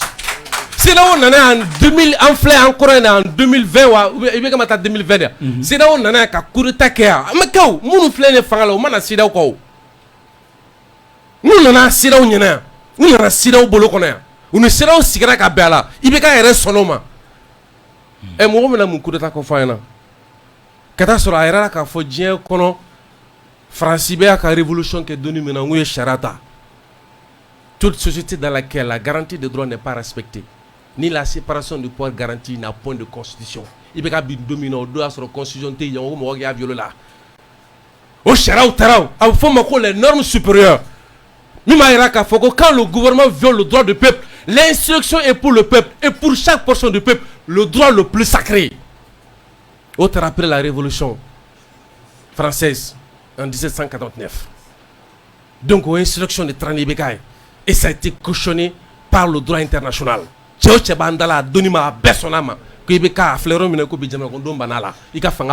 Parce que le pouvoir se repose sur le peuple.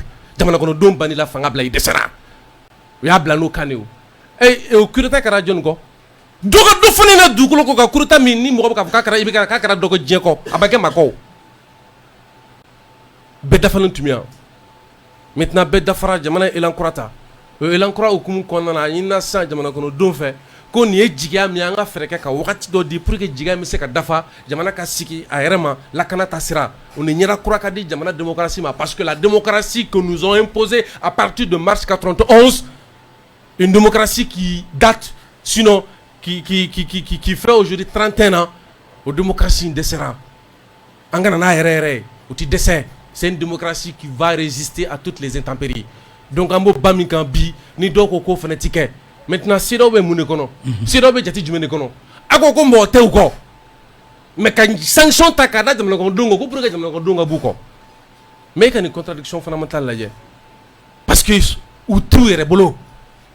Ils se comprennent même pas eux. Donc, un pays déjà qui a pris la voie de la révolution. Donc, pratiquement, beaucoup c'est du pipeau. On est dans un débat sérieux.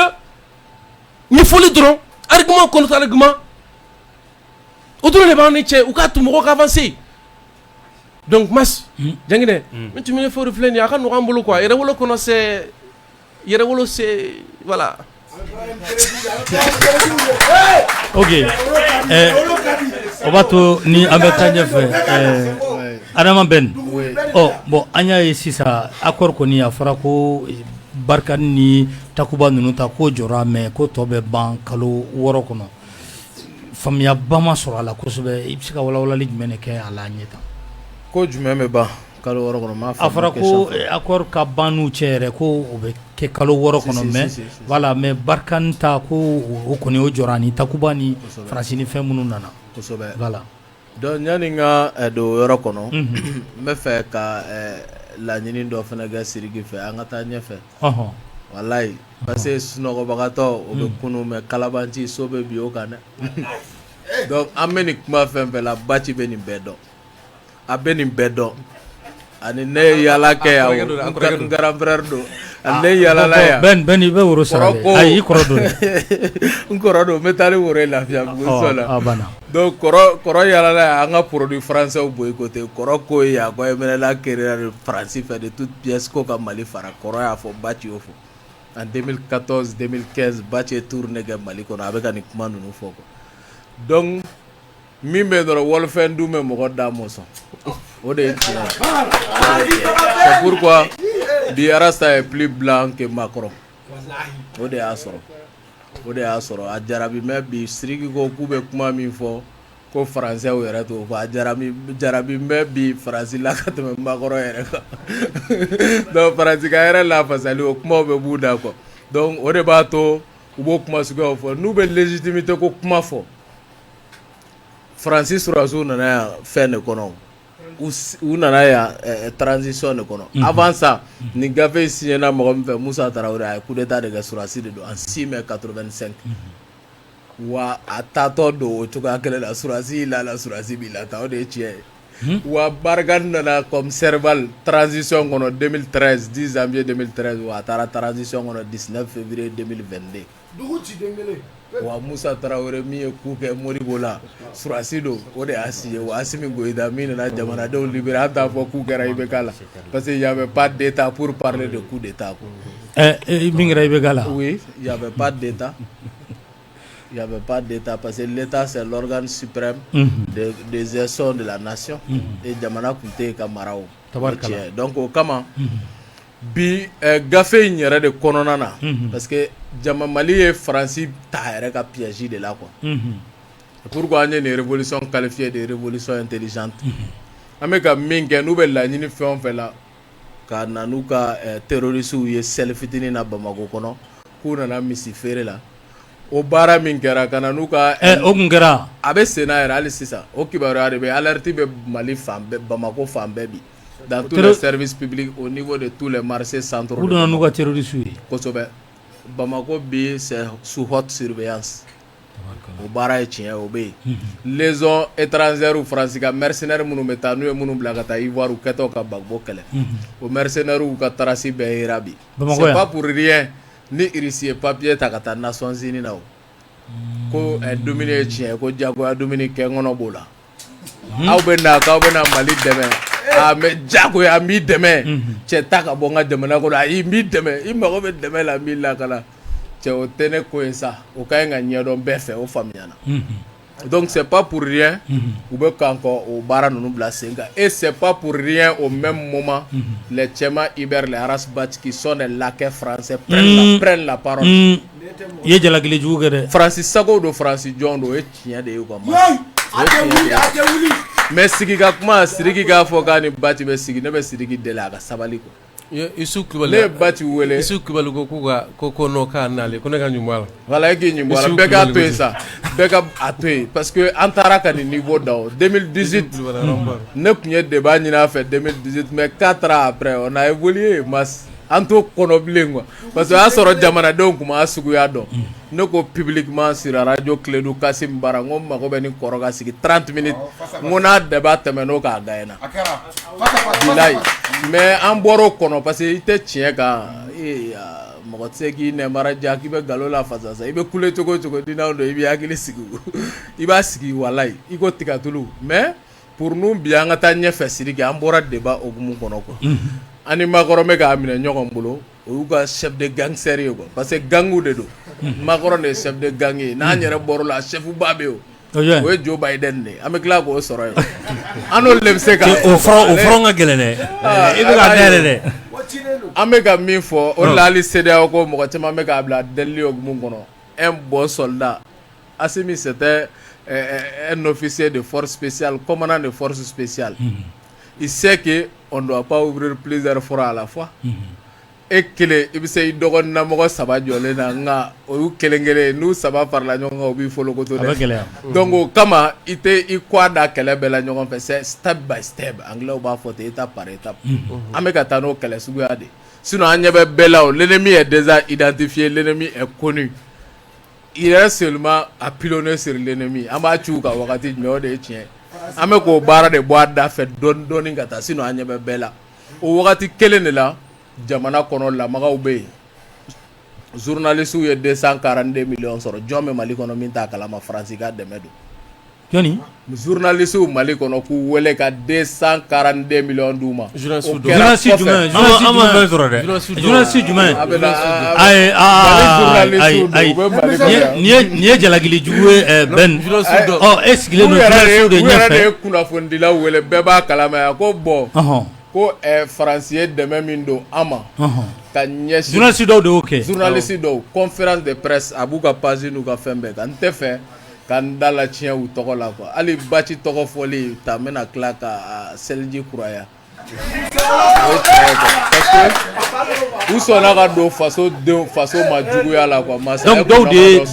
dɔw fɛ ka tubi ta quoi journaliste dɔw y'o kɛ si Faransi wari d'u ma ka bɔ k'u sigi k'a ɲɛfɔ ko Faransi wari an ye nin don ordinateur la an ye nin don machine an ye so min ta an y'o don na o kɛra wagati jumɛn wagati min kɔfɛ u ka ministre bɔra k'a fɔ Jean-Yves Le Drian k'u tɛ se k'a faamu ko an n'an ka PCFM n'u n'an ka Gandi Maliyɛnw n'an ka débat Clédou ni Kati 24 n'a tɔw ko anw ka débat minɛ olu la ko ka tila ka guerre informationnelle gagner olu kan olu n'u ka France 24 RFI TV5 Jeune Afrique bon Le Monde n'a tɔ bɛɛ quoi k'u tɛ se k'o faamu quoi o wagati kelen de la wagati min kɛra n'u ye jeunes dɔw wele ka taa k'u ni jamana ɲɛmɔgɔw tɛ kuma tugun k'u ni jeunes bɛ kuma pour olu jeunes kana terrain kan sommet min kɛra Faransi si sommet donc o min kɛra Faransi c'était pour endormir quoi les consciences populaires o ye sommet de ye maintenant n'o ma marché o ye journalistes fana de ta tugun maliyɛn denw ka wolo y'a ka mɔya ka wari d'u ma maninkala bamanana filala ka olu ye conférence kɛ ka 242 millions ɲɛfɔ a dir'olu de ma a dir'olu ma kosɛbɛ a digun kɛra mun de ye o de ye nin ye o ka faransi la fasa don o don u bɛ plateau dɔ kan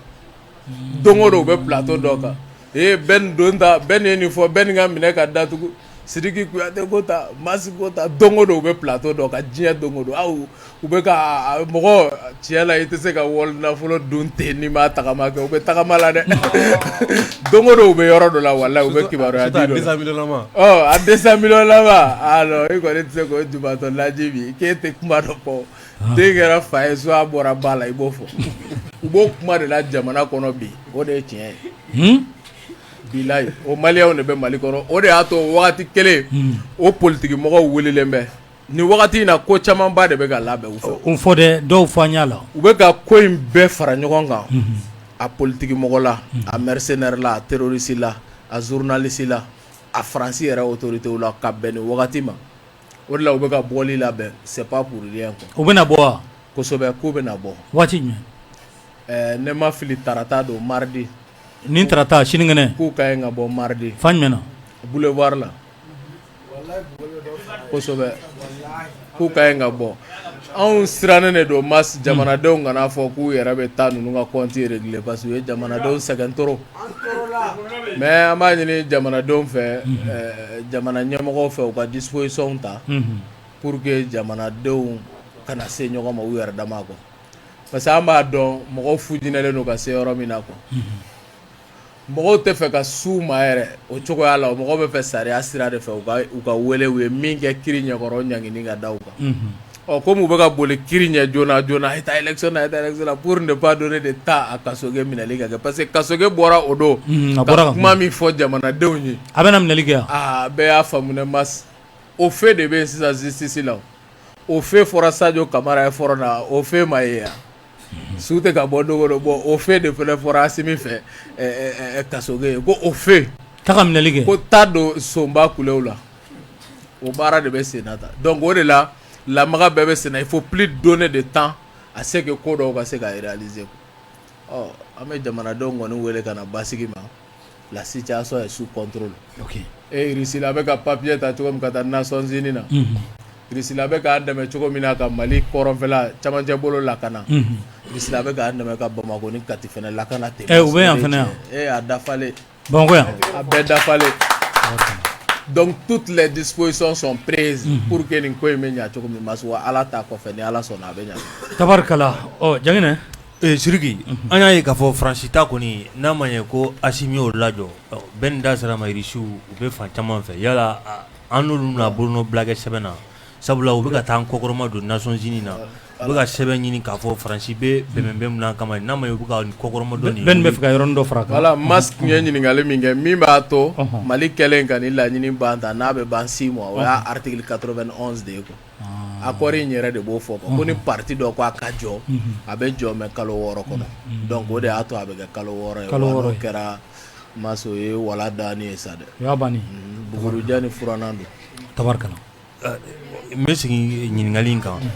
n'a ni Faransi n'a ma ɲɛ k'a fɔ accord de défense min b'a ni Faransi cɛ bi bi in na o bɔrɔtɔ don walima a bɔrɔtɔla yɛrɛ an k'a fɔ ten hali n'a sɔrɔ a tɔ bɛ ban fo kalo 6 ɲɔgɔn na an ni Irisiw cɛ sisan nɔ n'a ma ɲɛ u bɛ k'an kɔkɔrɔma don a bɔra bi bi in na yɛrɛ maa yɛrɛ bɛ se k'a fɔ a kɛra kɛnɛ kan sabula Nations Unies na bɛɛ ye k'a fɔ u ye sɛbɛn ta ka taa Mali ka a jukɔrɔma don Faransi ka kɛwale jugu dɔw kɛra an fɛ yan nɔ yala bolonɔ bila an bɛ se k'an sigi n'o ye don n'a nataw la an ni Irisi jamana ni ɲɔgɔn cɛ yɛrɛ k'an dɛmɛ yɛrɛ accord de défense yɛrɛ Janginɛ yanni n k'o jaabi e b'a dɔn farafinna dugu caman u taara kalanso min na fanga marali bolo kɔnɔ o ye Faransi ka kalanso de donc a kalanden ninnu bɛɛ ka kɛcogo ye kelen ye u bɛɛ ka faamu ye kelen ye jamana maracogo la La Guinée wulikajɔ kɛra Alpha Condé a n'a jɛw nɔfɛ faso suɲɛni mɔgɔ faga o ni janfa nɔ kan e m'a ye nin kalo in tile 6 dɔw ko u bɛ wuli k'u jɔ k'a fɔ k'u bɛ bɔ k'u mago bɛ démocratie de la parce que minɛli daminɛna Mamadi Kasoge a ye laseli dɔ kɛ n b'a yira k'u ye mɔgɔ ba damadɔ lamɛn a ko ten minnu lamɛnna u b'a dɔn ye min kɛ ni dun lamɛnna kiri kɔnɔ min b'o kɔfɛ o fana dɔnnen don sisan a caman tun y'a se k'u b'u den kɛrɛfɛ kɛlɛw dɔ la komi kiriko bɛna wuli ni wagati dira ko caman bɛ se ka ɲɛ sɔrɔ kɔnɔna na k'u bɛna bɔ ko k'a fɔ ko démocratie comme si n'a fɔ justice et démocratie dɔ ye o y'a dɔ ye o nɔ kan bɔli faamuna o faamunen kɔfɛ an bɛna détail di ko minnu na an bɛna don min kɔnɔ ka kɛ ne ka ɲininkali ye Sergei Lavrov n'o ye Russie jamana n'u ka jamana ɲɔgɔn cɛ ko ɲɛbɔbaga a ye kangaridaba kɛ ka ɲɛsin Américains ni Europe jamana mɔgɔw ma k'u tɛ min kalama ko olu ni Mali bɛnna ko caman de kan c'est à dire k'u ye bɛnkan caman de signé a bɛ domaine caman kɔnɔ donc u k'a dɔn olu ni Mali u labɛnnen don fɛn o fɛn bɛ tali kɛ tiɲɛ na ka ɲɛsin Mali ma k'u ni Mali labɛnnen don k'a bɛɛ kunbɛn Sergei ko ten donc o b'a yira a tɛna fɔ fɛnw bɛ se ka signé ka taa ka tɔ renforcer mais minɛnw ni ko camanw ni kabi Nations Unies bɛ taa anw ka ko laɲini kɛ Nations Unies kɔnɔna na olu tɛ se ka kɛ ka taa sɔrɔ i ma mandaté c'est à dire que yamaruya dɔ de bɛ sɔrɔ i n'o jamana ɲɔgɔn cɛ sɛbɛn dɔ de bɛ kɛ i n'o jamana ɲɔgɔn cɛ yaasa i bɛ se k'olu baaraw kɛ donc o baaraw bɛ Russie jamana ni Mali ɲɔgɔn cɛ c'est pourquoi kabi mɔgɔ caman b'a dɔn ko Russie bɛ se ka na an y'a fɔ Maliens ɲɛna ni kɛlɛ in na hali ni Russie ka dɛmɛ danna dɔrɔn ka taa anw lafasa Nations Unies na n ka mɔgɔ b'o la ah oui parce que a donni ma an y'a fɔ a fɔcogo jɛ la n ko Russie droit de veto de b'o bolo o dun tɛ e fa bolo a t'i ba bolo donc an m'an ka veto de kɔ a dun ye kɛlɛkɛminɛn de ye bi diɲɛ kɔnɔ o y'i diya o m'i diya o kɛlɛkɛminɛn dɔ de don o kɛlɛkɛminɛn a bɛ maa fila bolo diɲɛ kɔnɔ bi minnu bonyalen don diɲɛ kɔnɔ n'o ye Russie ni Chine ye bi olu labɛnnen don k'a fɔ u bɛ anw dɛmɛ nin sira ninnu kan c'est que jɛɲɔgɔnya bɛ an n'olu bɛɛ ɲɔgɔn cɛ bi an bɛ don min na i ko bi o jɛɲɔgɔnya a tɔ bɛ se ka renforcer ni sɛbɛn wɛrɛw ye don n'a nataw la sinon Sergei Lavrov ye min fɔ o ni i bɛ min ye ni Russie bɛ k'a kɛ déjà an ka jamana kɔnɔ i b'a dɔn k'a fɔ jɛɲɔgɔnya taara yɔrɔ jan kosɛbɛ o de kama an y'a fɔ mɔgɔw ɲɛna bɛɛ k'i sigi n'a ye k'a fɔ ni CEDEAO tun bɛ se ka fɛn kɛ ko ka ko tiɲɛ Mali kɔnɔ yan Chine ni Russie tun tɛ sɔn ka don Mali fɛ kurun kɔnɔ quoi ni fɛn tun bɛ se ka tiɲɛ Maliens yɛrɛ kɔ u tun tɛ sɔn ka don an fɛ mais n'i y'u donné an fɛ ka sɔn k'u ka ɲɛnɛmaya di ka sɔn k'u ka diplomatie d'an ma ka sɔn k'u bɛna kɛlɛ k'an nɔfɛ an ka dɔn k'a fɔ ko de don Faransi jɔyɔrɔ t'a la Amérique jɔyɔrɔ t'a la Alassane Dramane Ouattara jɔyɔrɔ t'a la Bazoum jɔyɔrɔ t'a la Macky Sall jɔyɔrɔ t'a la awɔ a b'anw de bolo awɔ a b'anw de bolo fɛn o fɛn bɛ ka kɛ o ye parce que an mago bɛ kuma dɔ la ni mɔgɔninfin bɛ ɲɔgɔn na surtout subagaw de don i mago bɛ ka nasiji dɔ mun i mago bɛ ka kuranɛw ka haya dɔw kalan komi i mago bɛ ka selijiw lakuraya cogo min na parce que ɲama kɛlɛ de b'a la sinon o kɔrɔ tɛ k'i siranna awɔ siran tɛ voilà a tacogo yɛrɛ de awɔ i bɛ selijiw lakuraya kuma dɔ la ni Ala sɔnna Adama bɛ tɔgɔ fɔ min mana kɛ ni seliji tiɲɛni ye subahanallahi don dɛ Adama bɛ kalo tile 13 n'o ye le 13 mai a fɔra ko bɔli dɔ bɛ yen yala yɛrɛwolo sen b'a bɔli la a bɛ ka labɛn cogo di mun bɛ se ka fɔ lamɛnbaaw ye mas an bɛ yɛrɛwolo ɲɛmɔgɔ n'o ye Filamori Kamara ye Ciyɛrɔba an b'a fɔ kɛrɛnkɛrɛnya ma ka baara min kɛ o don tabarikala k'a daminɛ ka opération espoir tous fama ka mɔgɔw fo minnu y'a initiative ta donc k'a daminɛ CDM mɔgɔw la Tangara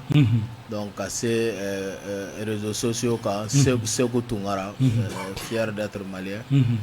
donc ani mɔgɔ b'a la donc n'u ye hakilina in ta k'a baara sama ka se nin yɔrɔ la ko ka bɔ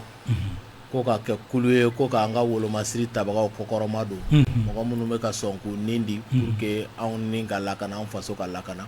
donc ka bɔ k'olu kɔkɔrɔma don ani ka kɛɲɛ ni nkalon jugu min bɛ ka ta ka siri u la bi Faransi fɛ a n'a jɛw diɲɛ kɔnɔ donc o nkalon jugu kɔkari juma don de tɛ yan juma nata don à 14h an bɛ juma seli place de l'indépendance la ye comme yɛrɛwolo debout sur les remparts n'an ye wele mɛn n'an ye jamana ko ye a la yɛrɛwolo b'a la wa foyi tɛ yɛrɛwolo ni maliyɛn si ni ɲɔgɔn cɛ an b'a ɲinina de cogo min na an ka jamana ka kuma bɔ o kɔnɔna na peut-être furuku ni fɔɲɔgɔnkɔ dɔ bɛ se ka na mais k'a fɔ ko mɔgɔ dɔ de bɛ yen ko b'an n'u ni ɲɔgɔn cɛ o tɛ tiɲɛ ye quoi donc a prévu yɛrɛ ye min ye ni initiative talen kuma kun cayara mais Yɛrɛwolo y'a ye jamana ko don Mali armée dɛmɛni ko don Mali ka yɛrɛma hɔrɔnya ko don o de la Yɛrɛwolo y'a décidé ka réunion kɛ k'a fɔ an ka don a la an ka ko kɔkɔrɔma don maliyɛn bɛɛ ka ɲi ka bɔ nin don fɛn fɛn b'i yɛrɛ ye Mali surasiw bɛ ka baaraba min kɛ bi juma nata bɔli la donc an ka ɲɔgɔn sɔrɔ yen an yɛrɛ ka imam bɛ Ustaz Sanogo an b'a ɲini a fɛ ale ka juma kun minɛ n'an ye an ser'o wagati yɛrɛ la Tangara donna donc min ye initiative ta an bɛ tigɛrɛ fɔ Tangara a donna kɛnɛ kɔnɔ donc a n'u bɛɛ lajɛlen o guloki de filɛ an ka Yɛrɛwolo tɔnden na Tangara yɛrɛ ko k'a bɛ ka na n'i ka guloki ye k'i ka guloki b'a bolo yan donc a ma kɛ n jama ka ca dɛ n ka équipe jama ka ca dɛ donc Tangara bɛ min Tangara o de kɛra o de filɛ an ka tɔnden na Tarawele donc pour que jumadon bɔli bɛ kɛ cogoya min na o siratigɛ fɛ o hakilina de don donc an bɛ wele di maliyɛn bɛɛ ma an bɛɛ ka bɔ donc an ka tigɛrɛ fɔ an balimaw kun minnu ye initiative ta donc ils sont là voilà donc an bɛɛ ka bɔ an bɛɛ ka bɔ jumadon an ka juma yɛrɛ seli place de l'indépendance la k'a yira diɲɛ la ko nous sommes un peuple debout derrière son armée et que diɲɛ fɛn o fɛn kɛra an dalen don an ka armée la et wa an ka surasiw soutenir jusqu'à la victoire finale donc u ye min kɛ an b'u fo o la ko an ka taa n'a tɔ ye jusqu'à Kidal merci beaucoup an bɛ tila ka kuma di u ma dakuruɲa fila k'o fɔ nka an bɛ to ni Kuyate bɛn ta kan i bɛ se ka jumɛn fara a kan boli min labɛnnen don ka kɛ ni juma natɔ ye le 13 mai ma se b'a dɔn diɲɛ ye min ye Sékou Touré ye kuma caman fɔ ka kɔn bi ɲɛ a ko dans un état démocratique l'État est un instrument technique pour le respect du choix du peuple et l'application de ses décisions ko n'a bɛ bɛɛ a kɔnɔ fangabolo ka laɲini ye min ye ou bien fangabolo bɛ bila yen ka se jamana kɔnɔdenw bɛ min laɲini k'o de ta k'o don ba la o nɔ kan an ye fɛn dɔ jateminɛ an ka cɛkɔrɔba la n'o ye Amadu Seydou Tarawele di Amadu Jikɔrɔni don min na an y'a ye k'a fɔ an mago bɛ ka tiɲɛ dɔn Mali kunu na n'an ka seliw ni ɲininkaliw cayara fo ka n'a yɛrɛ timinandiya a ka sɔn ka sɛbɛnniw ni wulikajɔw kɛ ka taa kuma arajo la a donni ma an bolo k'ale de tun bɛ ka an bolo kan de bɛ k'ale dɛmɛ ja ale de tun bɛ k'anw dɛmɛ awɔ a taɲanen kɔ a somayalen kɔ an y'o de dɔn ka sabu kɛ an taara k'an b'ale dɛmɛ min na ale taara ka to an bolo mais o y'a sɔrɔ dɛmɛ kɔnɔna na an ye min sɔrɔ a bolo o n'a jɛw o y'a to an yɛrɛ fana sɔnna ka jɔ ni kɛlɛ ye donc o bɛ donni min na i ko bi a yira ko kɛlɛ kɛra faso jama fɛ ko ka fanga jugu bɔ yen sɔrɔsiw nana an dɛmɛ o don nka olu nana an dɛmɛ ka jɔ donni de kɔrɔ donni mun b'u kunna bi f'anw fana ka foro kan k'u dɛmɛ ko donni ta c'est comme n'a fɔ olu de bɛ k'anw dɛmɛ an t'u dɛmɛ dɛ donc n'i ye dɛmɛ fɔlen a ɲɛ 40 ma dɛmɛ ye nin de a bɛ fan fila de kofɔ donc o bɛ cogo min na a bɛ ye sɔrɔsiw ye sira dɔ de ta u ye jamana bila ba dɔ de kan o nɔ kan farafinna jamana masakɛ caman labɛnnen tɛ farafinna ka bɔ jɔnya la jamana caman tun b'an fɛ yan k'u b'anw dɛmɛ o labɛnnen tɛ kɛlɛ ka ban ka sababu kɛ u bɛ ka balo kɛlɛ la sisan an y'a caman sugu ye n'o ye CEDEAO ye ka Faransi sugu ye ka taa se fo EITM ni jɛkulu caman fo ka n'a ye bi sɔrɔsiw sera ka sɛbɛya sɔrɔ CEDEAO kan kiiri sira fɛ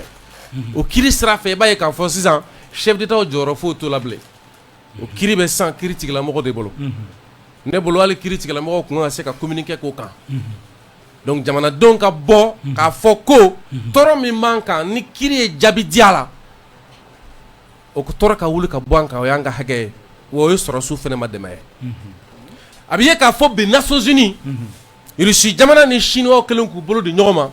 ka taa yira k'a fɔ ko Mali ka kotigiya n'o ye la souveraineté du Mali ko diɲɛ sariya fɔ cogo min na a ka labonya diɲɛ sariya bɔ fɛ kɛrɛnkɛrɛnna Faransi fɛ o wagati nana bɛn nin date fɔli ma ka taa sɔrɔ yanni nin date ka fɔ o y'a sɔrɔ a ma kɛ ka bɔ kɔnɔ kana se fami doni minɛ iko bi CEDEAO jamana mɔgɔw bi k'a fɔ k'u bɛna lajɛ ko ka fɛɛrɛ kɛ ko kana ni kɛlɛbolo wɛrɛ min bɛ se ka terrorisme kɛlɛ ka taa sɔrɔ Bazoum ye Barkhane recevoir ko ka terrorisme kɛlɛ e kuma Barkhane tɛ se wa e kuma Barkhane tɛ se wa e kuma G5 Sahel tɛ se wa donc e kuma MINUSMA tɛ se wa kana bɛn wagati kelen ma MINUSMA bɛɛ k'olu mɔgɔ bɛɛ ko ka taa ni ɲɛda kura ye wagati kelen Mali fana bɛ k'a ɲini sisan n'a ma ɲɛ ko ɲɛda kura bi sɔrɔ o ɲɛmɔgɔ ka to chinois ni Russiens na anw yɛrɛ Maliens bolo donc sisan o b'a jira a ka kan jamana kɔnɔdenw k'u sago fɔ k'u ka kuntilenna n'u ka miirina fɔ diɲɛ mɔgɔ ye ka kɛɲɛ ni nin ko kura minnu bɛ sen na o ni ka kɛɲɛ ni sɔrɔdasiw filɛ k'u kɛ nin ba min kan an ka se k'an jɔyɔrɔ fana fɔ o la o ɲɛ analyse bɛɛ kelen kɔfɛ Yɛrɛwolo y'a ɲini kabi kɛnyɔrɔba juma tɛmɛnen k'a fɔ Malien bɛɛ ka bɔ ko kɔnɔkulu sɔrɔdasiw tɔgɔ min b'a ko kan o ni jamana kɔnɔdenw ka fara ɲɔgɔn kan tɔgɔmasere o ni k'a yira jugu la ko Maliens u tɛ min kalama c'est que fɛn o fɛn bɛ sen na après 3 mois d'embargo ko Maliens b'u galabu la de a dan sini b'a kɛ 4 mois dɛ sini o b'a kɛ kalo 4 ye kalo 4 an bɛ embargo la kalo 4 9 janvier 9 mai awɔ kalo 4 voilà donc ka taa yira diɲɛ mɔgɔ la ko bɔli min kɛra le 14 janvier peuple min bɔra k'o bɔli kɛ minɔgɔmuw faga kungomuw faga galabu ma sa wa an b'an ka jamana kɔ an b'an ka armée kɔ masi bɔli miirina fila tabarikala Cheikh Sidibe bɛ fiɲɛni bɔ an senkɔrɔ an bɛ espoir maa kelen ta an bɛ sɔrɔ k'a segin ka na fiɲɛni bɔ an senkɔrɔ balimakɛ i tɔgɔ n'i jamu voilà i bɛ i tɔgɔ n'i jamu fɔ merci beaucoup ne ye Basungalo Konate n ye CDM membre ye donc yanni n ka don kuma kɔnɔ n bɛ aw yɛrɛ ka radio lamɛnbaga jɛkulu bɛɛ lajɛlen fo tabarikala et puis yanni n ka don kuma kɔnɔ n bɛ yafa ɲini lamɛnbaga jɛkulu bɛɛ lajɛlen fɛ ani an filɛbaga jɛkulu bɛɛ lajɛlen fɛ barisa kuma ka gɛlɛn kuma la bɛ se ka don lamɛnbaga jɛkulu gasi la ka sɔrɔ a ma dabɔ a kama donc n'o kumaw ɲɔgɔn bɔra an ka kumaw kɔnɔ u k'a dɔn ko fili don ko tugu tɛ donc yanni n ka don kuma kɔnɔ n bɛ Yɛrɛwolo debout sur les remparts a maa bɛɛ lajɛlen fo n'i ye Yɛrɛwolo debout sur les remparts maa bɛɛ lajɛlen fo kɛrɛnkɛrɛnnenya la n bɛ Ben yɛrɛ fo a ka faso kanu na a ka cɛsiri la a n'a ka timinandiya la anw CDM anw ko k'an bɛ ka fanga de kɔkɔrɔ don mais Ben ni Yɛrɛwolo ko k'olu bɛ Faransi de gɛn wa o ye Mali ka bana ye Afrique ka bana ye Faransi ye surtout minnu ye farajɛ jamana Faransi ye yɔrɔ minnu mara tant que n'an ma Faransi gɛn i n'a fɔ Ben bɛ k'a laɲini cogo min an bɛ lafiya ni basigi fɛn fɛn ɲinina Mali kɔnɔ farafinna kɔnɔ a tɛ sɔrɔ donc Ben bɛ k'a ɲini c'est comme barajuru min kɛlen bɛ ka an ni Faransi lié Ben bɛ k'o tigɛyɔrɔ de ɲini bon a y'o de daminɛ a mɛnna bon transition bɛ k'o fana de waleya donc Ben kan ka fo tabarikala a fɔ Ben kan ka fo tabarikala donc o la mouvement espoir yɛrɛ bɛɛ lajɛlen tɔgɔ la yɛrɛ CDM y'a a initiative ta mais Mali CDM ko kan ka kɛ Mali bɛɛ ye maa kelen tɛ se ko la tɛgɛ kelen tɛ tɛgɛrɛ fɔ donc o de sabu la mouvement yɛrɛ bɛɛ lajɛlen tɔgɔ la an nana ni tableau ye tableau fɔlɔ k'a di Ben de ma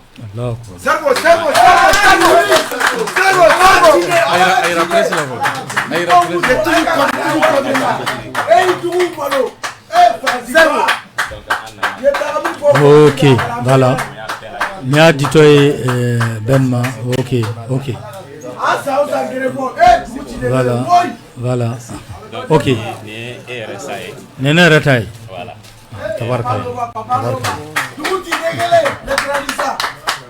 Merci. Donc an b'a ɲini bon maliyɛn bɛɛ lajɛlen fɛ. i b'a dɔn radio baara ye équipe de ye n ka jama ka ca dɛ n bɛ tila ka n ka jama da f'i ye. A faamuna ɔhɔ a faamuna. n bɛ technicien bɛ rédaction jama ka ca dɛ. A faamuna n'Ala ɔhɔ sɔnna. an bɛ tila ka ɲɔgɔn ta. N'Ala sɔnna. Donc an bɛ fɛ ka welewele dali min kɛ maliyɛn bɛɛ lajɛlen ka bɔ le 13 n'o ye jumadon ye. C'est vrai juma natɔ de don. juma natɔ n'o bɛ bɛn kalo kura tile 13 ma.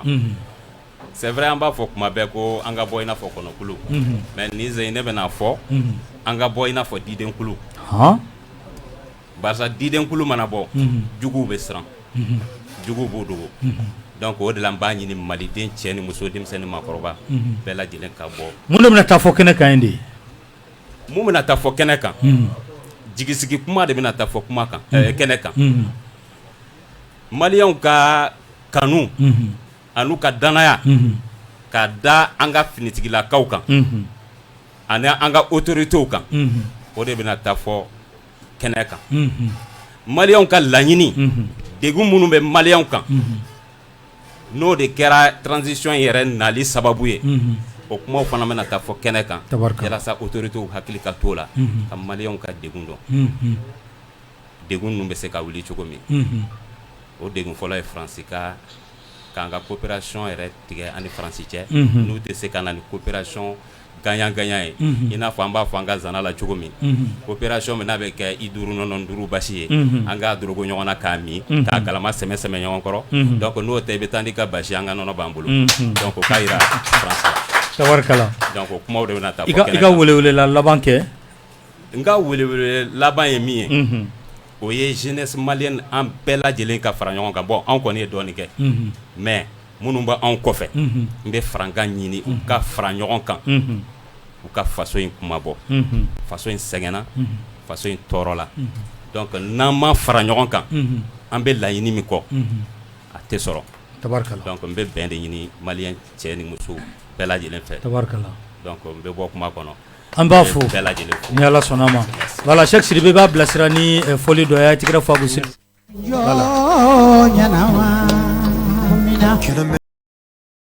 jɛmukan tɔ ye an y'a ye an ka jamana ɲɛmaa fɔlɔ Modibo Keyita Baba Modibo ko a soma yɛlɛmali bɛɛ nin bɛ fɛ ka dɔ fɔ yan'an ka se kosɛbɛ bɔli ko in na quoi an bɛ fɛ ka min fara a kan ale ni mardi bɔli tɛ kelen dɛ. Voilà, bɛɛ de farala ɲɔgɔn kan fɔlɔ vendredi d'abord le 13 mai bɛɛ de farala ɲɔgɔn kan masse mɔgɔ o mɔgɔ bɛ yen ko minnu bɛ ka transition kɔkɔrɔma don a bɛɛ de farala ɲɔgɔn kan bɛɛ de farala ɲɔgɔn kan k'a daminɛ yɛrɛwolo la M5 Sobɔle Mali bɛɛ donc espoir tous fama CDM ka initiative kɔnɔ ani minnu sigilen bɛ diaspora la le grand frère Seku Tunkara u bɛɛ lajɛlen an bɛɛ de farala ɲɔgɔn kan ka se k'a kɛ maliyɛn bɛɛ ka ko ye hali dɔw bɛ yen olu ko k'u tɛ k'u yɛrɛ ye u ka parti politique ka sira ma u tɛ k'u yɛrɛ ye transition ko la mais ko ni armée fɔra ko armée ye bɛɛ jɛ ye quoi k'olu b'u yɛrɛ ye nin bɔlen in na ko parce que nin ye wolomasiri tabagaw ka ko ye donc jumadon an bɛɛ ka bɔ k'an ka surasiw galabu ka ɲɛsin u bɛ ka jamana kumabɔli baara min kɛ o de tun bɛ n bolo ka fara kuma kan tabarikala Konate ka kuma kɔfɛ k'u fo k'u ni ce u ye bonya min kɛ yɛrɛwolo ye ni Ala sɔnna an bɛ ɲɔgɔn bolo fɔ jamana ka lafiya anw seko ye min ye sifinnakaw ka fara ɲɔgɔn kan la walahi an b'o kɛ ni Ala sɔnna n'o bɛ bɛn fɛn o fɛn ma yɛrɛwolo ye prête ka an da ka se bɛɛ ma ka bɛɛ sira tagama hali kɔrɔyara sa n k'an kun y'a laɲini k'a ka tuubi ta mais dɔw bɛ yen u nata bonya la kojugu u tɛ fɛ ka tuubi ta tugun donc an bɛ an balimakɛ fo minnu bɛ wuli ka jɔ in na an b'u fo kosɛbɛ Tangara n'a tɔ merci. an ka musokɔrɔba bɛ kɛnɛ kan Muna Sirifu a ka d'an ye a ka tigɛrɛ fɔ a kun kosɛbɛ a ma deli ka to kɔ Mali ko la a ma deli ka to kɔ yɛrɛwolo ko la an bɛ foli ni tanuni an b'o las'a ma a ye tigɛrɛ fɔ a kun voilà k'a ka dugawu ta voilà a bɛ tila ka dugawu ta ɲininkali dɔ tun bɛ bolo dala telera maa caman bɛ k'a fɔ ko aw bɛ bɔli kɛ kojugu ko aw ka baara ka kɛ ten sa yala kuma dɔ la o fana t'u jɔ fɛ dɔɔni parce que bɔli cayara ko ka baara kɛ vous savez sisan yanni Konate bɛ taa dɔnkili tun bɛ k'a fɔ ko Cheikh a dɔnkili kɔrɔ dɛ ok c'est à dire que ko a diyara sabatɔ la sa diyara sabaw la ni balokojugu ye ni balokojugu ye quoi savez an bɛ don min na i ko bi maa minnu ni u ɲɛkili dɔrɔn tun b'u bolo u ɲɛkili dɔrɔn tun b'u bolo ils n'avaient que leurs yeux pour tout le temps pleurnicher maa minnu n'u ɲɛkili tun b'u bolo k'a kɛ kule gansan ye bi u ɲɛ b'a la u tun bɛ ka kule ko dugu minnu cira bi o tɛ yen o walima o nɔgɔyara maa minnu tun bɛ ka kule n'u ɲɛkili gansan ye ko Mali tɛ ka se ka foyi ɲɛnabɔ parce que k'a bɛɛ bɛ ka dabiri Mali da la diɲɛ jɛrɛjɛ tɔnbaw ni kulubaw kɔnɔ k'an tɛ ka se ka ko ɲɛnabɔ maa minnu tun bɛ yen n'u u fakɔrɔninw ka foro kun bilala san 5 san 9 san 10 n'u faw bɛ ka segin ka t'u ka foro la sisan n'u bɛ ka segin ka mɔni kɛ sisan n'u bɛ ka segin sisan u bɛ se ka t'u ka dugu la ka ɲa olu de kan bɛ ko an ka bɔli jɔ ko ka baara kɛ sisan k'a ka taa fa dɛmɛ foro la o de bɛ ka fɔ i kan tɛ nin dɔnkili in de ma ko ka taa fa dɛmɛ foro baara la o de bɛ ka fɔ a ye sisan ko sisan ko foro labila la awɔ k'a ka segin ka taa fakɔrɔnin n'a bakɔrɔnin kɔrɔ mɔni na sisan ko ba labila la Amadu Kufa tɛ ba tigɛ bilen awɔ o de bɛ ka fɔ a ye ale bɛ ka mun de makɔnɔ m'a faamu k'a bɛ ka min makɔnɔ k'a ka bɔ jumadon k'a bɛ sɔrɔsiw kɔ ko yaasa ko zonba kulo minnu y'an bila nin kɛnɛ kan ko sɔrɔsiw ka hiku kan kiri k'u minɛ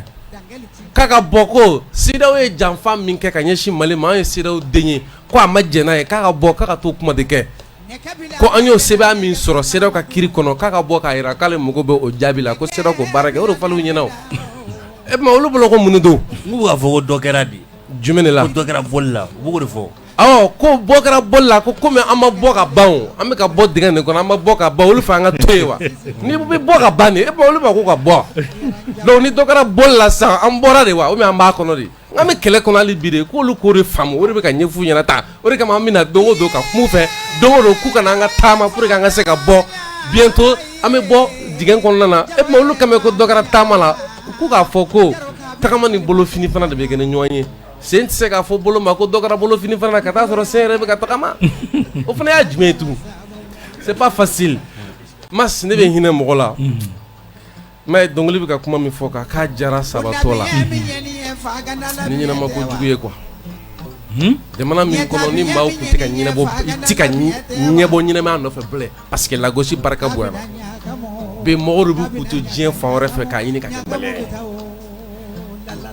jamana min kɔnɔ ni tigɛɲɔgɔnya kun nana ni faamaw ani dugumamɔgɔw ɲɔgɔn cɛ fo défi fɔlɔfɔlɔ kɛra o tigɛɲɔgɔnya bɛ latigɛ la cogo jumɛn na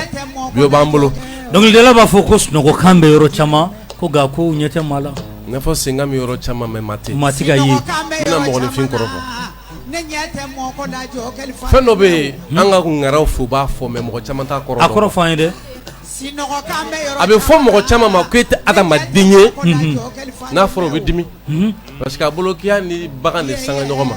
non n'a fɔra k'i tɛ adamaden ye o kɔrɔ de k'i ni sitanɛ de sangara ɲɔgɔn ma Allahu awɔ fili fɔlɔfɔlɔ min kɛra o kɛra sitanɛ de fɛ fili kelen yɔrɔlɔbaya fili mais sitanɛ mɔgɔ ye mun ye ale ka fili kelen